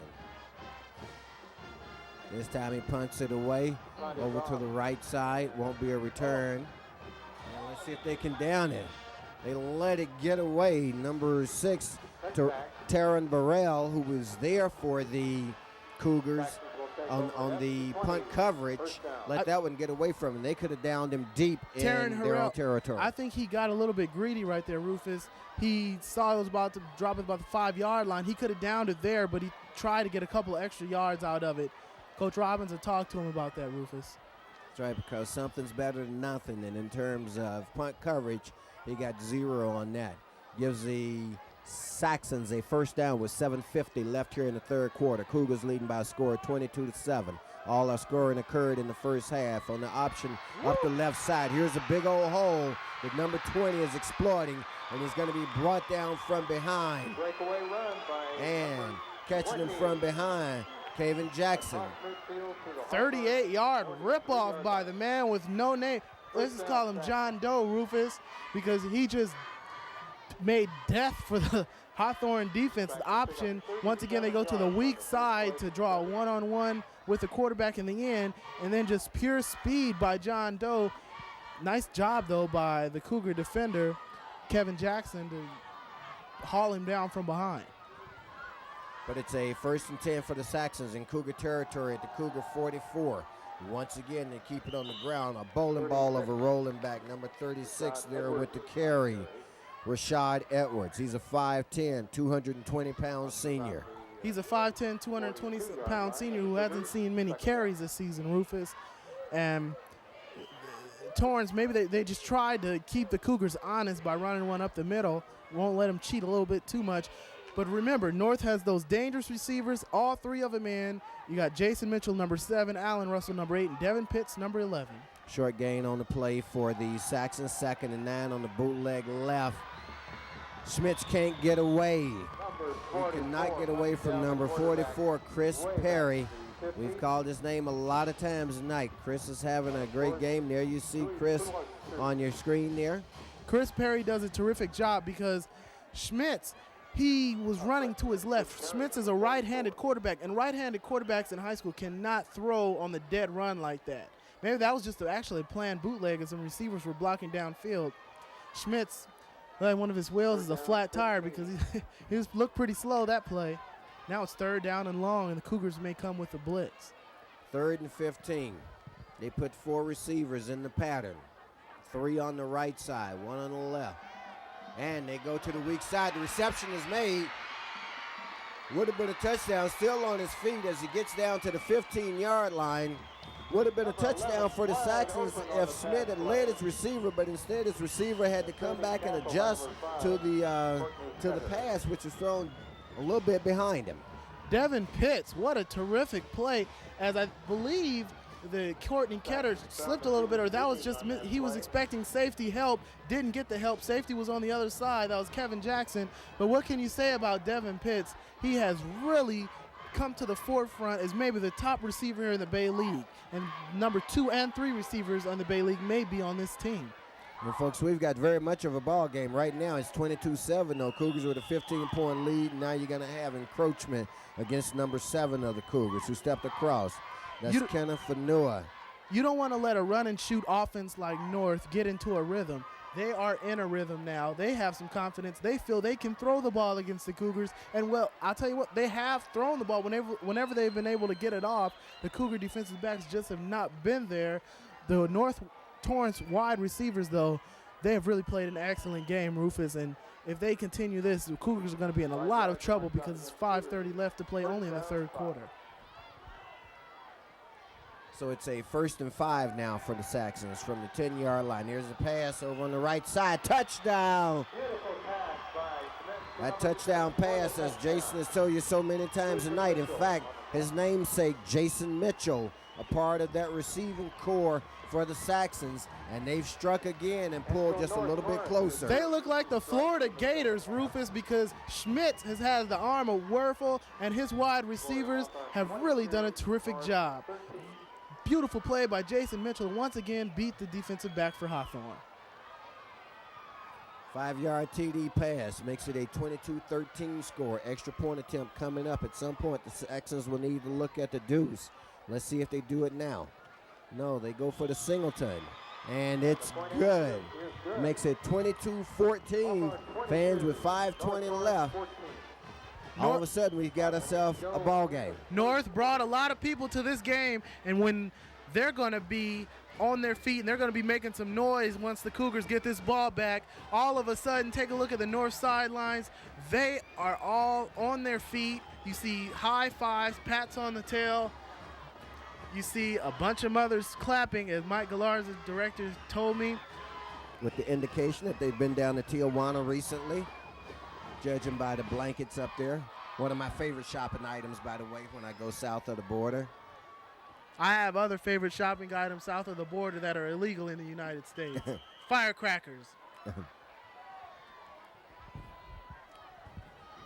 So we didn't know where you were going with that. Remember, this is show business. Yeah. This is a family broadcast. Randy Russell. All right, so the Saxons will be kicking off from their 40-yard line. Again, Brandy Russell back to receive, along with Joe Etchema. And it's a short kick, and it's going to be taken by one of the upbacks at about the 33-yard line, we should say. Will it be 1st and 10 for the Cougars, right here on Lawndale's Community Cable Channel 60, where with 5:20 left in the third quarter, they lead by a score, 22-14. The Saxons on the march. Cougars need to answer, and answer quickly, Jason. Can you ask for anything more on homecoming night, Rufus? The first 2 games we saw were a little bit sloppily played, but this game has been an excellent game. Well, let's see how the Cougars respond now, because once again, you don't want to go 3 and out against these guys. Want to keep that offense off the field for a while, and here's a pass out in the flat to number 5, Courtney Ketter, and they're going to pick up maybe 5 on the play. Let's call it a 2nd down and 5 for the Cougars now. Now, the first play of the game, the Cougars ran that play. Maybe they're setting the North Torrance Saxons up for something. Taylor Courtney Ketter, also an excellent basketball player, Rufus. All right, 2nd down and 5, Rufus. The Cougars can't reach into that deep playbook of Dan Robbins and pull out just about any play. Well, let's see where they go this time on the 2nd and 5 play from their own 37-yard line. Called the 38. They need to get out to the 43. They hand it off to Brandon Russell on the broken play, and Russell's going to be near the 1st down. Looks like it's going to be about a yard, maybe a yard and a half short. But boy, is he quick, Rufus. That thing was supposed to be stopped in the backfield. He turned on his booster jets. Brandy Russell, a toast to Brandy right here, because he was supposed to be stopped right there. And he was supposed to be stopped right there and right there and right there and right there. Just a nice play by Brandy Russell. 3rd and short, though. Heavy jumbo package in for the Cougars. They call it 3rd and 1. Let's see what the Cougars run. They run a quarterback keeper. No. And this is going to depend on the official spot. Yes, he got pushed back, but let's see where the forward momentum was. If they don't get it, the Cougars may need to punt the ball away, Rufus, because they don't want to give North the ball right here. But the Cougars' pride may take over, and they just very well go for it. Looking from our vantage point, Rufus, me with the 20/20 vision. Well, it looks awfully close, but quite frankly, it does look like it's between the yard marker and the down marker, which means it would be just a bit short. Let's hope we're wrong. We'll see. But no, as usual, we're right. They're going to be short. So it's going to be a 4th down for the Cougars now. 4th and a very, very short. Interesting decision here, Jason. They've got their backup quarterback Keith Green in the ball game, Rufus. With him, that he's usually in with their heavy jumbo package. He can run some option. He can run it himself. You know what? He's a good guy to give the quarterback sneak to. This is a big play coming in the 3rd quarter right here. Well, it's a big play only because they're going for it. I mean, otherwise it'd be a fairly simple play to punt the ball away. If you go for it and make it, you've done well. If you go for it and don't, you've just dug yourself a hole against a team that started to show a tremendous amount of momentum. I'd like to think that they may try to draw them off sides here on the snap count.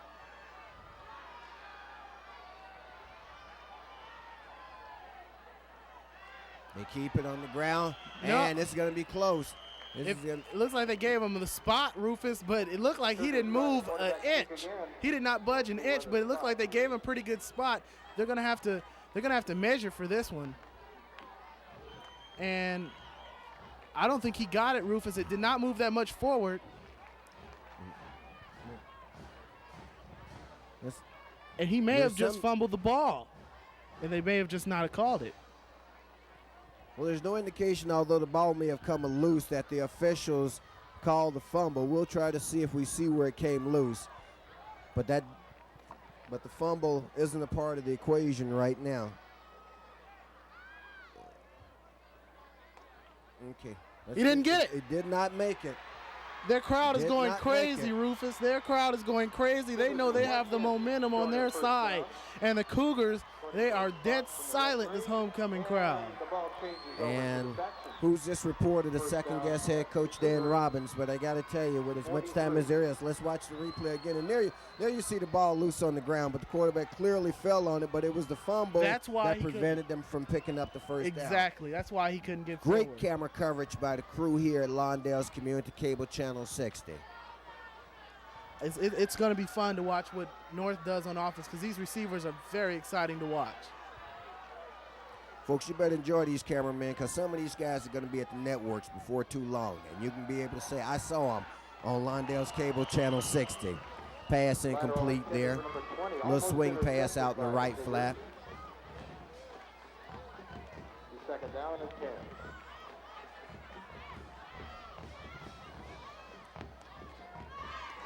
Now you see the replay there again, and the Saxon receiver took his eyes off the ball momentarily to spot the defender.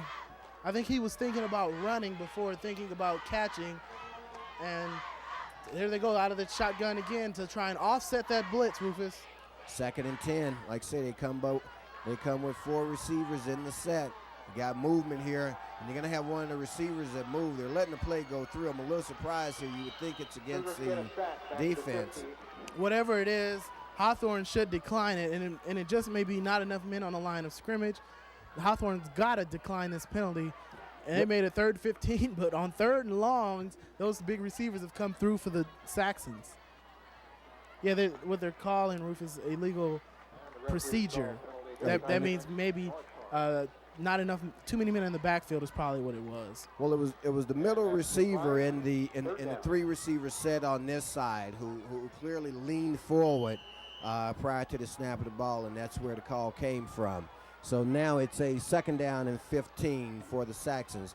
They're at midfield now. Cougars show blitz. Back out of it momentarily. Let's see. Now they come back with it again. Here's number 44 coming from the blind side. Let's see. Cougar faithful want an intentional grounding on the play, but they're going to say number 20 was in the area. That was Chris Perry, with the all-out blitz from the right side, bearing down on Smits. Got to him. Smits saw him coming, dumped it off, and looks like it was a pretty decent play on Smits' part. 20 was in the area. Let's watch the replay again here, fans. You're going to see from the top of your screen, number 44, Smits, not Smits rather, but Perry, coming around the right side. Smits has picked him up. He knows he's there, and there's the pass there, and they're going to say that 20 was close enough to the play. Cougar defense, though, makes a big hole there, Jason, and we can't underestimate the value of that defensive hold by the Cougars on that particular drive. Both teams are showing an amazing amount of guts and courage as the Cougars have really stepped up defensively on that last drive. They really stepped up defensively. So did North. Both teams an amazing amount of courage, Rufus, and guts in this ball game. Both of them want to win this game, and both of them need to win this game.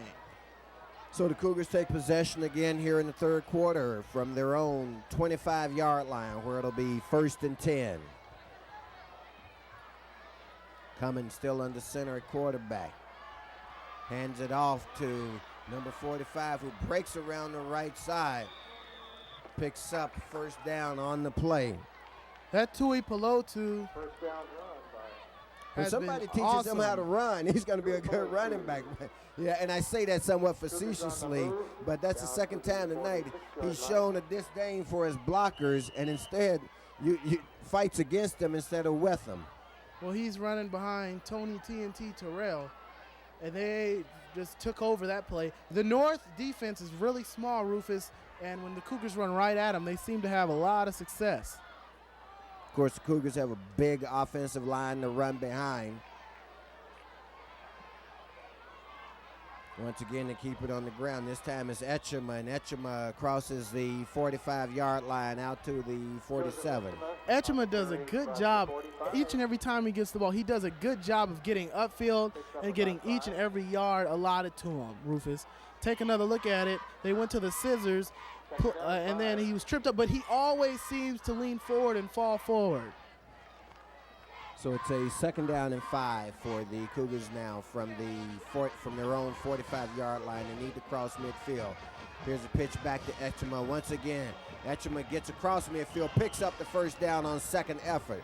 You see what I mean? Put on him, but second effort got Joe Etchema the first down. You see what I mean by Etchema? He seems to always get his balance forward, and he cuts upfield very nicely all the time, and he seems to always get good positive yardage as he explodes back up the field, and the Cougars mounting another drive. Cougars are at the 47-yard line. 1st and 10 for them. They lead by a score of 22-14. We've got a minute and a half left here in the third. Fake pitch back, nice pass over the middle. Hung his receiver out to dry there, Prince Hampton, but Hampton pops up, he's okay, and we're glad to see that. That one was almost intercepted because Prince Hampton should have caught it, but it bounced off of him. And if the North defensive back wasn't thinking about the big hit, he may have had himself an interception. He may have stalled the Cougar drive. Pretty play run by the Cougars nonetheless, except Cummins' pass was into double coverage. But like I say, he hit his receiver, couldn't hang on to it, but the coverage was very tight on him.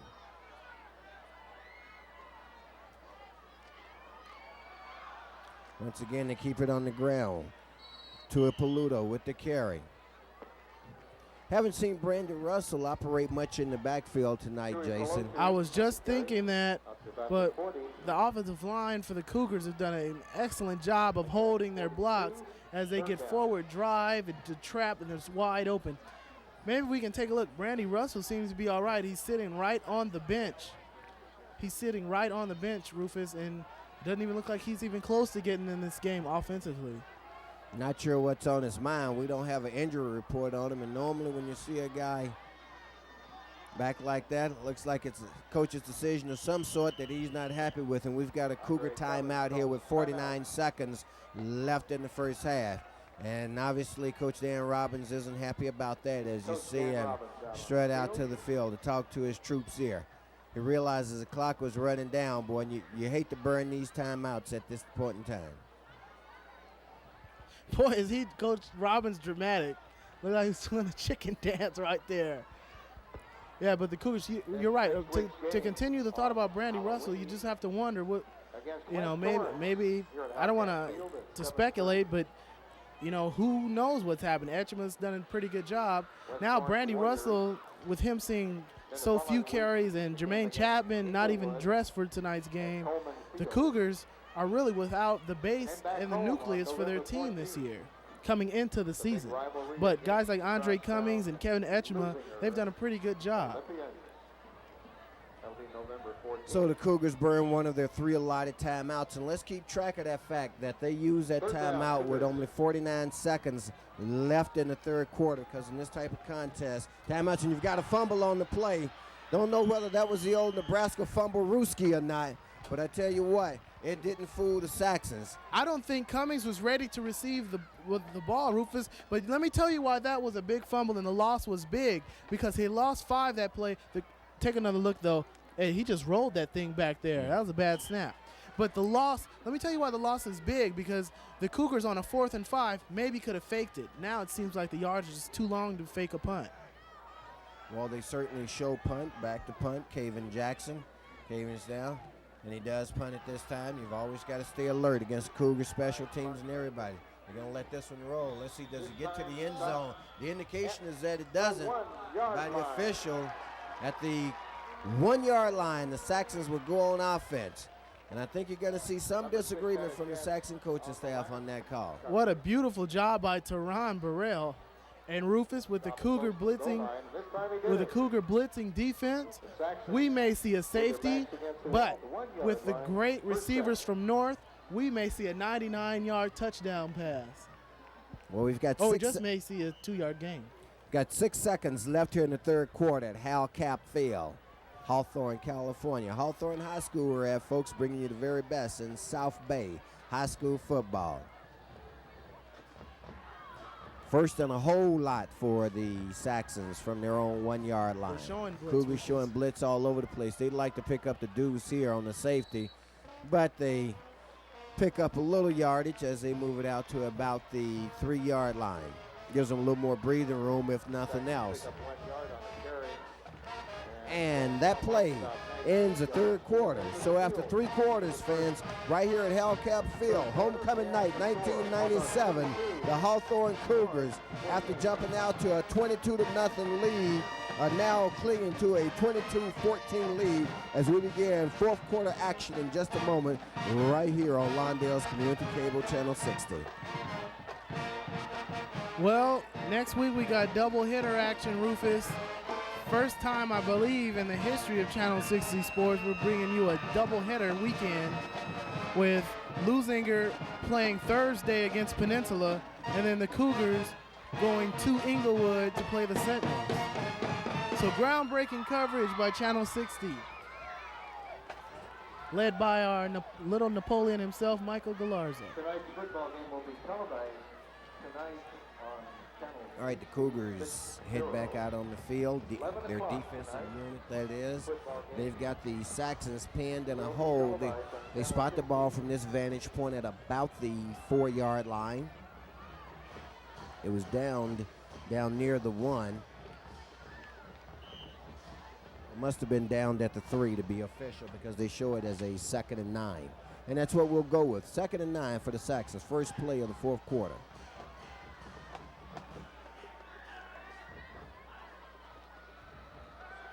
Schmidt drops back to pass, looks for his receiver. They're working that right side again. What a catch! And it's a completion.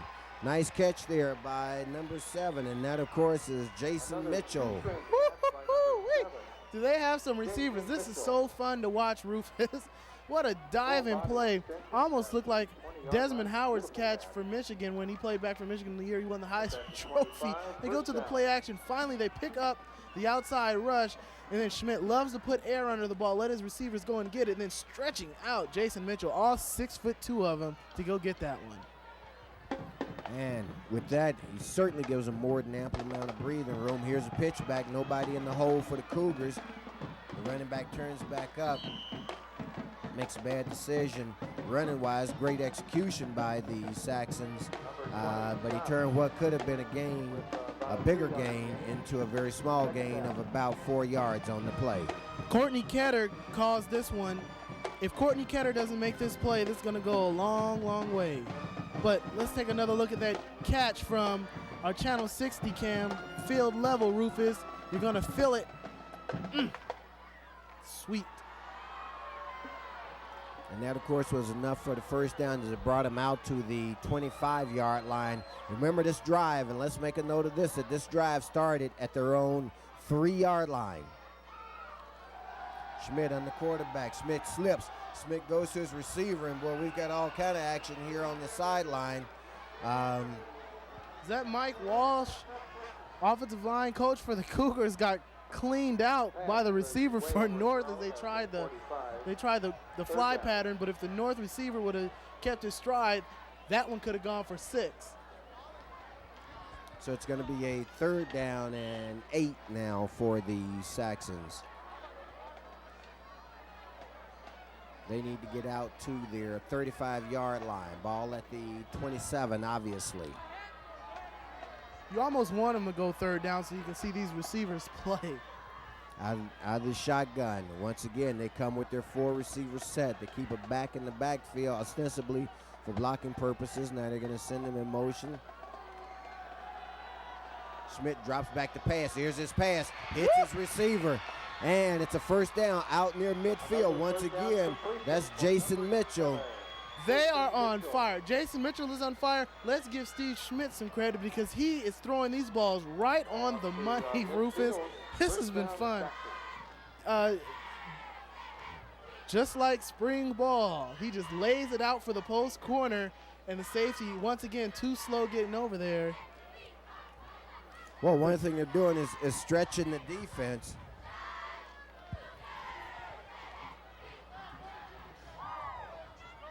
And they've done a very good job of that, and that's what the 4 receiver set does. And if we get a different camera angle, you'll see what we're talking about. Let's see. There is an interception. Interception by number 18, Joe Etchema with the interception. practically on the ground. Couldn't see it from our vantage point. We saw the ball go down, and we saw Joe go down near it. Well, it was 2 receivers in the same area. Schmidt overthrew the receiver that was in the underneath pattern, and he underthrew the receiver that was going deep, Rufus. Let's try and see if we can take another look from our Channel 60 field view. They went to the post corner once again. The same play, actually. He underthrew Mitchell, he overthrew Mitchell, and he underthrew the other wide receiver. The Cougars come up with a big defensive play. And one thing that Schmitz has done on a number of his passes tonight is that he's hurt his scoring effort because he's consistently, in that case, and it's hard to tell which one he was going for, but we know that for the most part he's underthrown his receivers. Nonetheless, Cougars are on offense now. And his receiver, Cummins' receiver, has to climb the ladder, Prince Hampton. We're going to take another look at this. We said the Cougars may be trying to set something up. They kept throwing a little hitch pass. They threw the hitch pass the first play of the game. They threw it the first play of the half. This play, Coach Robbins thought he caught him sleeping, faked the hitch, and went to the deep pass. Didn't work the way they wanted it to, though. So it's going to be a 2nd and 10 for the Cougars now at their own 35-yard line, 34 officially. There's Brandy Russell, Rufus. Okay, we've got Russell in the backfield now. Coach's decision, you come out. Coach's decision, you go back in, I suppose. Picks up about 3 on the play. Brandy Russell's a competitive football player, Rufus, and I know this has to be getting to him. He's not getting the carries that he wants, and he's not getting the yardage that he wants. This has got to be getting to him just a little bit because any competitive player wants to be in there, wants to be the man for his team. But And Kevin Etchema's been doing the job for the Cougars. I got to say, in all fairness, fans, it was certainly only speculation on our part in terms of why Russell wasn't on the field at that time because we do not have the benefit of an official report right now. But suffice to say, he is out there on the 2nd down play. Or 3rd down play, I'm sorry, and they're going to be short on that play. And it looks like this time the punting unit is coming on. Okay, punting unit is coming on, Rufus. That's also the passing unit for the Cougars because they will pass out of this punt formation. And the pass they like to do Andre Cummings is in, by the way. They'll snap it to the short man, and then they'll throw it to the tight end on a little out pass. Caven Jackson back to handle the punting for the Cougars. And he does punt it away for real this time. Saxon signal fair catch. They let it bounce through. He should have let it bounce. And this time, number 6. So the Cougars have mishandled just slightly the punts here in terms of punt coverage. You know, Ball is down at the 22-yard line. 22 yards out, and the guy downs a bouncing football. You're supposed to let that one go. And that's what the coaching staff you see there on the sideline going through him with. But as we were talking at halftime, again, this is still a learning experience for everybody. The players are out there, but we all learn every day. Here comes the North offense once again. Well, they've got 8:43 to tie this game up, and of course it'd take a 2-point conversion to do that. Once again, they're working the right sideline, and that pass is incomplete. Hey, that one was intended for Allen Russell, but he had Courtney Ketter beat down the sideline. He just put it into a second gear. This is fun to watch. You know, it's fun to watch the North Torrance offense because they have the great receivers, the great passing game, but it's fun to watch the Hawthorne defense blitz and make big hits on the quarterback. This is run and shoot football versus Hawthorne football, Rufus. And that's a tough play for Mitchell also, the receiver for Russell, Russell, because, and I was looking at his name appears right below because he's the shorter receiver in the crew at only 5'8". Oh. They keep it on the ground this time for a little or no gain on the play. J.R. Muala, Rufus. What a nice play once again to stop the run. I'm very impressed with this young man. He's only a junior, Rufus, and he is coming here and he's decided he's not going to let them run his way or the other way. There's a lot on the line, fans, in this game right now. The Cougars still maintaining the upper hand. North, of course, with the win, maintains minimally a share of the lead in the Bay League. The Cougars with the win certainly put themselves up there in a leadership position, and I say that because we don't know what the result of the Peninsula game is. Peninsula, of course, is playing tonight. They're playing at West Torrance, if I'm not mistaken. We'll get that for you in a moment. Huge hold there for Smith. Smith picks up the first down. Great block thrown. He could have kept going. He could have kept going. He didn't see the block coming. It was too late. He was headed out of bounds. And now we got a flag over on the far side. Let's watch the replay again. You're gonna see Smith's on the keeper.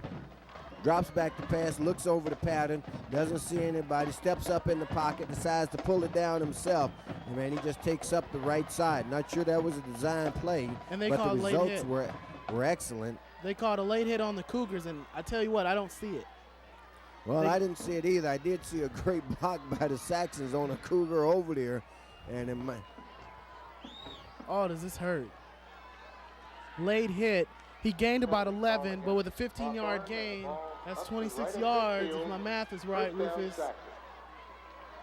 And the ball is spotted right at the midfield stripe, where it's a 1st and 10 for the Saxons. Operating again, now to the shotgun. 4 receivers set. They look left, they throw right. No surprise on that call. Pass incomplete. That was, I'm sorry, Rufus. That was a good play by Courtney Ketter, the cornerback for the Cougars. He made number 11, Devin Pitts, have to play to the sideline. He only left a little bit of room between field and sideline for Devin Pitts to run. So it's a 2nd down and 10 now for the Saxons.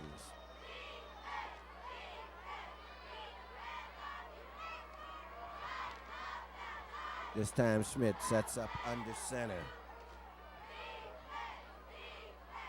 They bring a man in motion to this side. Now he stops. Smith drops back to pass. He went in motion to block. Smith goes around the right corner himself, and he's going to be stopped after a gain of maybe half a yard. He had Allen Russell wide open at the 20-yard line, Rufus, but he missed him. Take another look at it. It was a design half rollout. he had his man wide open, but looked down to run too early. And now 3rd and 10. Third downs where North Torrance has done their damage, Rufus. And here's another exciting 3rd down attempt. Take another look. Hey, Rufus, they've been trying that post corner to Jason Mitchell on 3rd downs each and every time. Let's see if they try and go to it this play. Well, they're going to operate it out of the shotgun. Got 7 in motion coming this side. The stack is over on the far side. They stay with the same thing, and it's going to be incomplete. Pass over to the right side. Good defense by the Cougars there. Boy, that... Tui Pelotu with another nice defensive play. That was a big defensive play as he got his hands up in the air to knock that ball down. Now Cougars step up with a big 3rd down play to leave 4th down. Dropping back to receive for the Cougars. The guy who just made the hit, number 45, Cioli Tuipuloto, along with number 1, Brandy Russell. Brandy Russell over on this side of your screen, if you will, on the near side. They faked a fake punt. He always looks like he's going to break it. And Tuipuloto gets a big hit there. Number 45. And he's bouncing a big, strong kid. In all of my 2 years of playing high school football, I have never seen a fake punt. Look, he's going to fake the pass. He's going to put his foot through it. But then another exciting end, it looked like Tui Pelotu was about to bust right up the middle as the big man can run. Take another look at his leg. Oh, that's probably where he got hurt. Oh, yeah, just got swiped a little bit. Look to see him back in the game, though. 6:36 left here in the contest, fans. 1st and 10 for the Cougars for about their own 30-yard line. Joe Etchemer with the carry, coming around right side. Joe Etchemer has some running room up the sideline. Finally pushed out of bounds, but not until he gets out to about the 40-yard line. And there's a kid who knows how to follow his blocking, stays right with his blocking, and picks up a big 20 yards or so on the play. He knows how to cut upfield, Rufus. How many times tonight have we seen this? Brandy Russell lays a good block for him, and then look how quickly he can get up the field. Nice run once again by Kevin Etchemer. He has really stepped to the forefront for the Cougars tonight. So he and Brandy Russell in. What a 1-2 punch that is for Hawthorne. Any kind of score here probably becomes the last nail in the coffin for the Saxons. Got a flag on the play. Let's take a break right here, fans, on Lawndale's Community Cable Channel 60.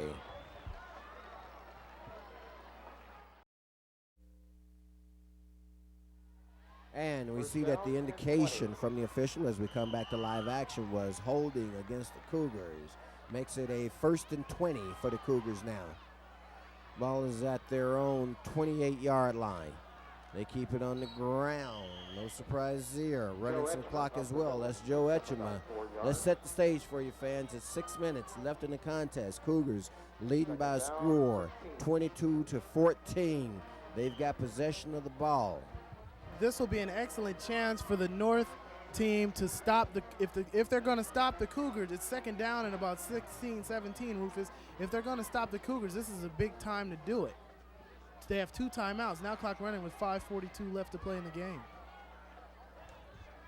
And it shows as a 2nd and 16 for the Cougars. Cummins drops back to pass. Throws over the middle. Looks like they're setting the screen up. That's number 12 with the reception. It's going to be out near the 1st down. Looks like it may be about a yard short. On the reception, Caven Jackson. Great reception. A little bit short. The Cougars going to be 3rd and short. Nice play by Kevin Jackson as he caught the ball.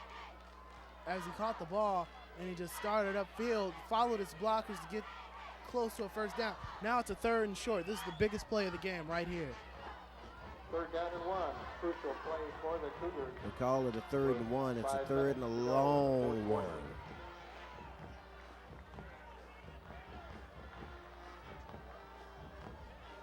They keep it on the ground. That's Brandon Russell. Looks like his forward momentum got him there. From where the side judge is going, looks like this is going to be a 1st down for the Cougars. What a great spot for the Cougars. He was because he was stuck and didn't move an inch forward. What a great call for the Cougars. They give him a first down with 4:45 left. That was a big play. So the senior, Brandy Russell, comes through in the crunch for the Cougars with a first down, a critical first down here deep in the fourth quarter that keeps the drive alive with 4.5 minutes left. Cougars have enough points to win, but they certainly need to run the clock and pick up some first downs here. Etchema goes around the left side. Etchema picks up about 5 on the play. I thought I saw a good block, Rufus, but they're going to call it a clip. So now the Cougars are going to have another first down and long. We're going to take another look at it on our Channel 60 cam. We're going to take another look from our double reverse angle, Rufus. There's the block is coming by number 55, and yep, had his head behind him. Good call. And now Kevin Etchema is going to wipe somebody out on the sideline. That was the best hit of the night. Somebody send that in to Channel 7 Monday Night Live. Well, just remember, Channel 60 Sports got copyrights on it, which is a fine opportunity to remind you that these broadcasts are the exclusive property of Lawndale's Community Cable Channel 60. Any rebroadcast or retransmission without express written consent is strictly prohibited. On the third down play, they keep it on the ground. You got a fumble. Etchema picks it back up himself, has some running room, and gets back near the original line of scrimmage. How this guy gets so many yards on each play, 10 to 15 yards, it seems like. He's just so slim, and he turns his body well, but he does fumble quickly. Take another look. There's the fumble, punched away by number 51 of North. But then look at him just cut up. You knew he's going to get extra yards because he's done it all night. Does a good job of getting the extra yardage. Well, 51 for North is no Dick Buckus, but that is David Brown, and Brown's a 5'8", 155-pound senior. If North wants to win, they're going to have to stop the Cougars right on this down series. So it's a 2nd and 10 for the Cougars now. They fake the handoff, drops back to pass. Cummins has time. Cummins needs to make a decision. Cummins still on his feet. Cummins decides to run. Cummins picks up the first down, but there's a flag on the play. Fans, there is a flag on the play.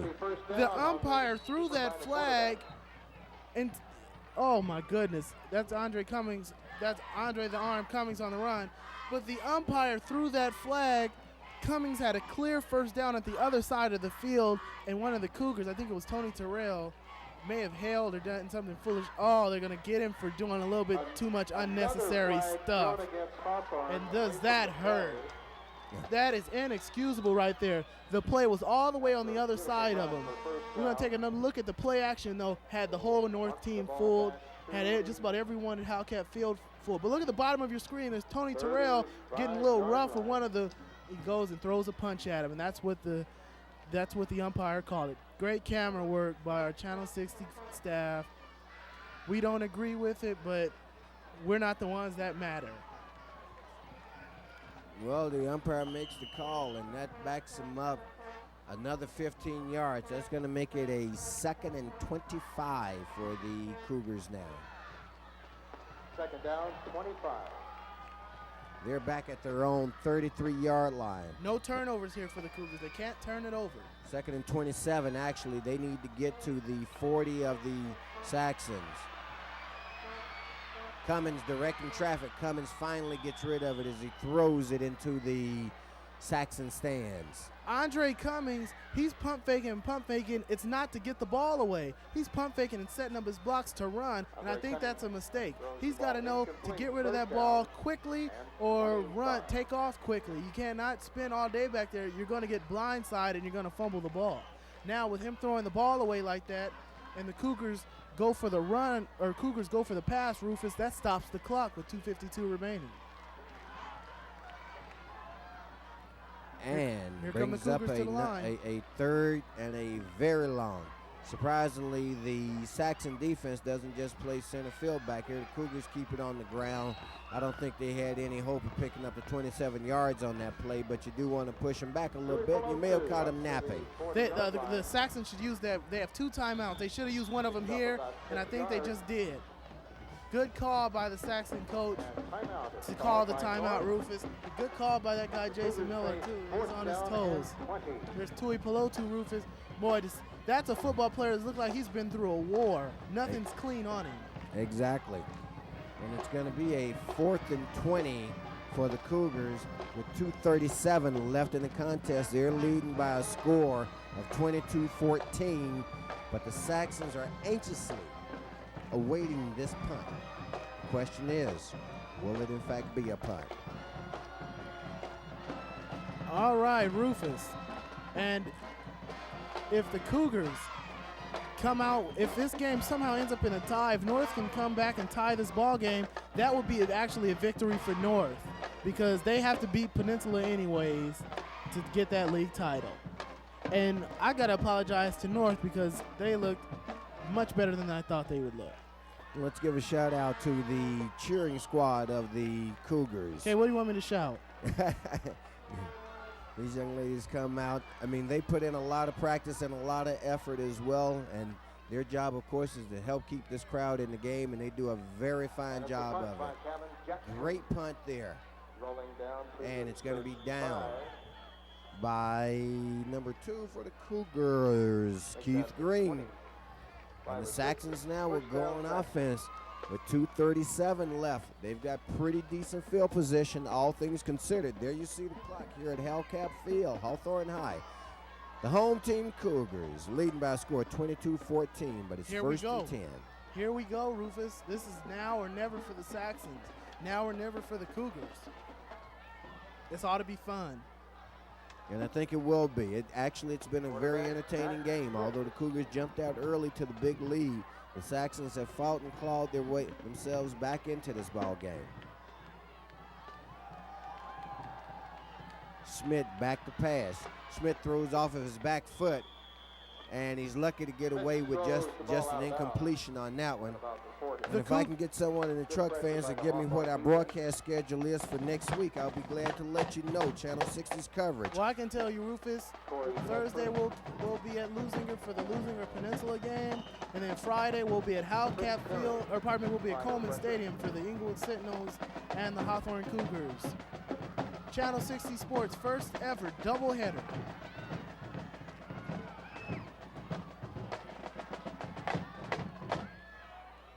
Okay. Oh, we're going to give it the old effort, baby. But I know all you folks are going to be right here with us on Lawndale's Community Cable Channel 60. 2nd and 10 for the Saxons. Schmidt drops back the pass. He goes over the middle. And it's tipped, nearly caught, and nearly intercepted. A lot of things happened on that play. Kevin Jackson had a chance to put the last nail in the coffin for the Saxons.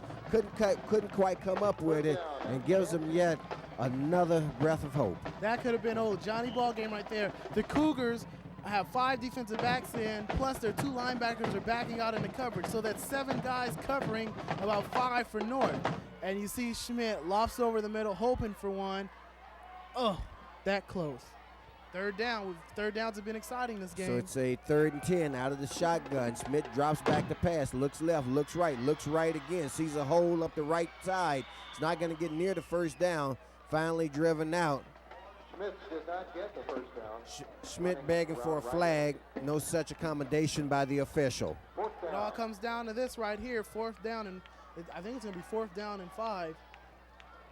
Schmidt, with any wheels, would have had the first down right there, but he's a quarterback, not expected to be a great runner. Well, they're going to say he stepped out of bounds early into the run because they're calling it a 4th and 8. 4th down and 8, 4th down. It looks like 4th and 7 officially, Rufus, on the field. 4th down and 7. Here we go. Well, he's got to get across the 35-yard line to about the 37. There's a pump. There's boom! Ball game. Whoa! Dewey Piloto with the huge hit, with the big hit. Tui Pelotu, who else? He's done it all game for the Cougars. He comes up with the biggest play of the game here, Rufus. He had the big touchdown earlier. Tui Pelotu, our Lawndale Cable Usage Corporation player of the game. Some might think he wants to keep this one, but this is a design screen all the way. Look out. The Cougars with their biggest win of the season coming up right here.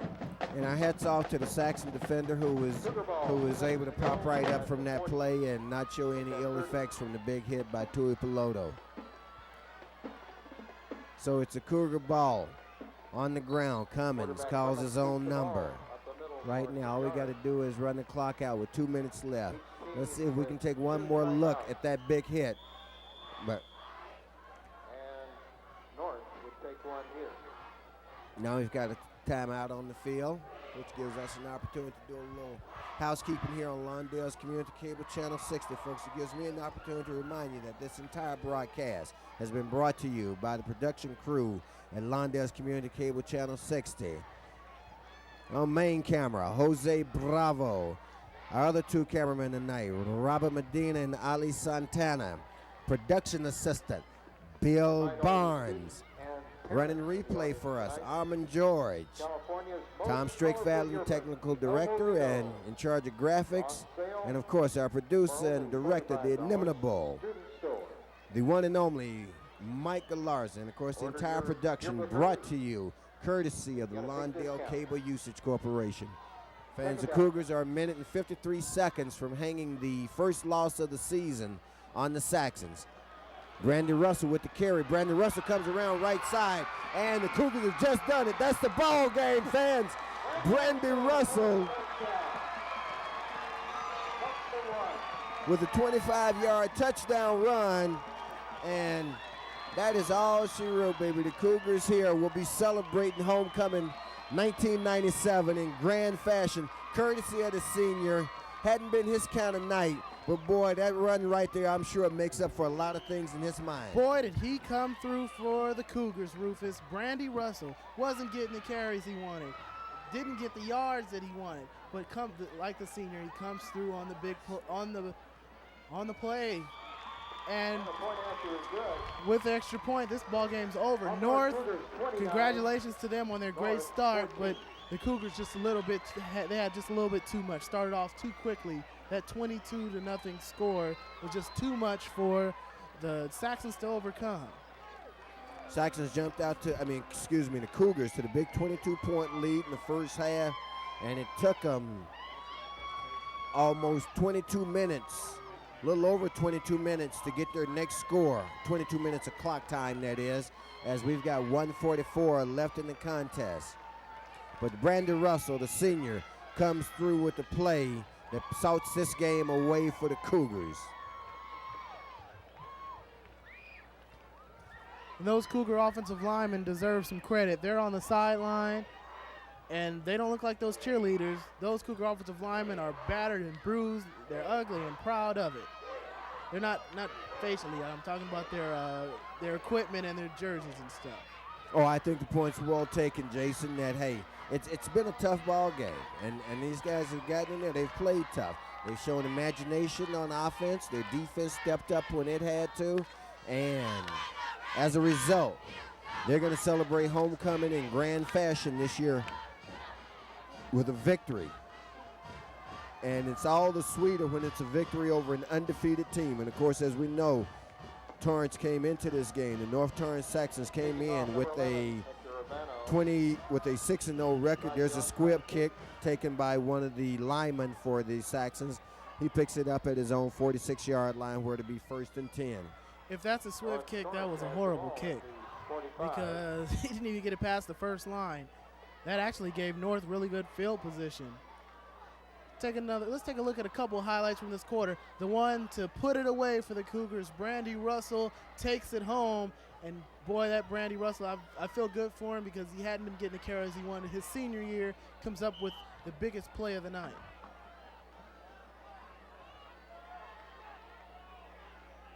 And back to live action here where it's we're still in replay.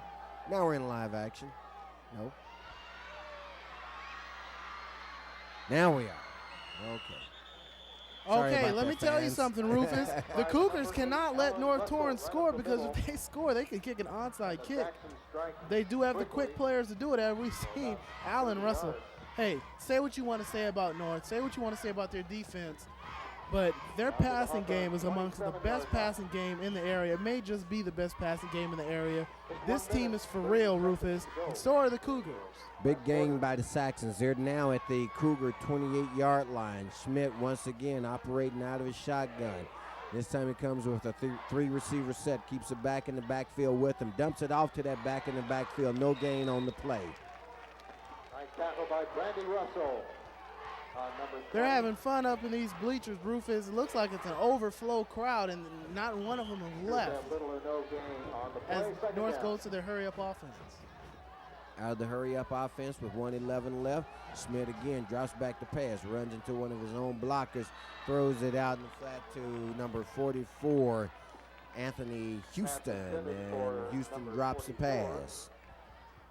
Maybe we put this one away a little early because if North scores, they're still in it. There's always hope, Rufus. Hey, last week, everyone thought North was about to lose because with 1 minute and 39 seconds left, it was fourth down and 32. Their quarterback throws a 39-yard touchdown pass. So it ain't over. Cougars lose this when everybody in the house gets a free Pizza Hut Supreme on me. Mike will pay for it,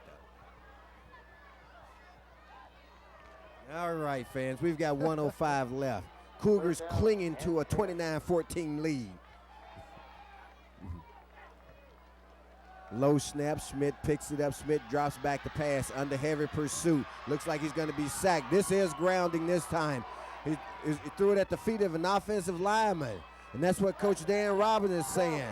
You won't Coach get Dan a clear. Robbins is halfway on the field. You won't get a clearer grounding call than that, or grounding play than that. That was illegal touching. That offensive lineman is not allowed to touch that ball. That was 2 penalties on that play. Neither of them called. And the press box is going crazy, Rufus. I hope this thing is stable. Brings up a 4th down play now for the Saxons.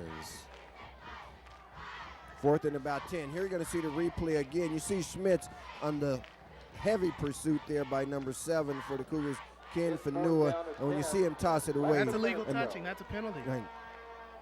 Cougars have really been jobbed on the officiating, by the way, this game. Haven't gotten some of the calls to go their way. 4th down play. Once again, Schmitz back to pass. They've got to convert. And now it's over. Now the game can be considered officially over, as on the 4th down play, 4th and 10, they pick up about 6, going to leave them 4 short. And the Cougars will take the field and run out the clock with 50 seconds left here at Hal Cap Field. What a way to celebrate homecoming for these Cougar fans, because they, on homecoming night 1997, will always remember that they defeated an unbeaten team that was sitting atop the rankings in the Bay League, a team that was ranked number 3, I believe, in the Daily Breeze top 10. Let's not forget, they're ranked number 6th in Division II, Rufus. Now that's a bunch of schools. Peninsula, by the way, ranked number 1. Exactly, and I should say North was ranked number 4 rather than number 3. Redondo is number 3 at 6-0. How about we start something new? Lawndale Cable Usage Corporation Player of the Game. Hey, I say it's Tui Pelotu. What about you? I second that motion. We'll see if the fans concur. In fact, we'll dress it up a little bit, but for our first time tonight, in terms of naming a player of the game, the Cougar player of the game is none other than number 45, Sioli Tuipulotu. On behalf and in his name, the Lawndale Cable Usage Corporation will continue helping us bring you these broadcasts. I want to thank all you fans for joining us tonight as we wind down the final 15 seconds here. Hawthorne Cougars on top, 29-14. All right. Any of you fans out there and any of you business folks out there listening who'd like to sponsor our Play of the Game effort, contact Lawndale Cable at Lawndale City Hall. Well, that's the ball game, fans. And the final score is 29 for the Cougars, 14 for the Saxons.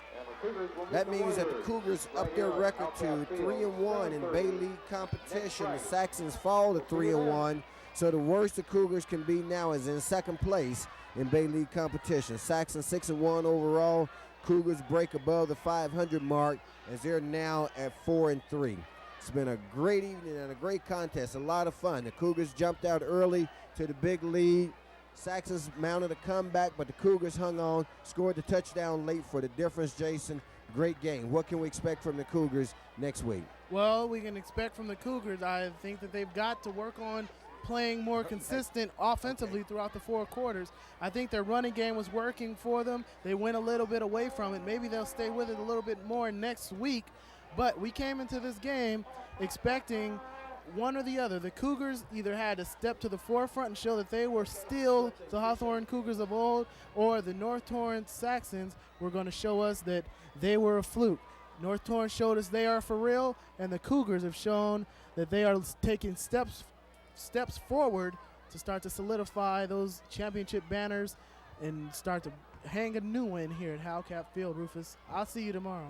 Okay, remember, fans, we've got a doubleheader coming at you next Thursday and Friday. We'll be here next Friday, Thursday the 30th, and next Friday, Halloween night, right here on Lawndale's Community Cable Channel 60. For Jason Miller and the entire crew at Lawndale's Community Cable Channel 60, I'm Rufus Washington saying good night. Join us next week, won't you?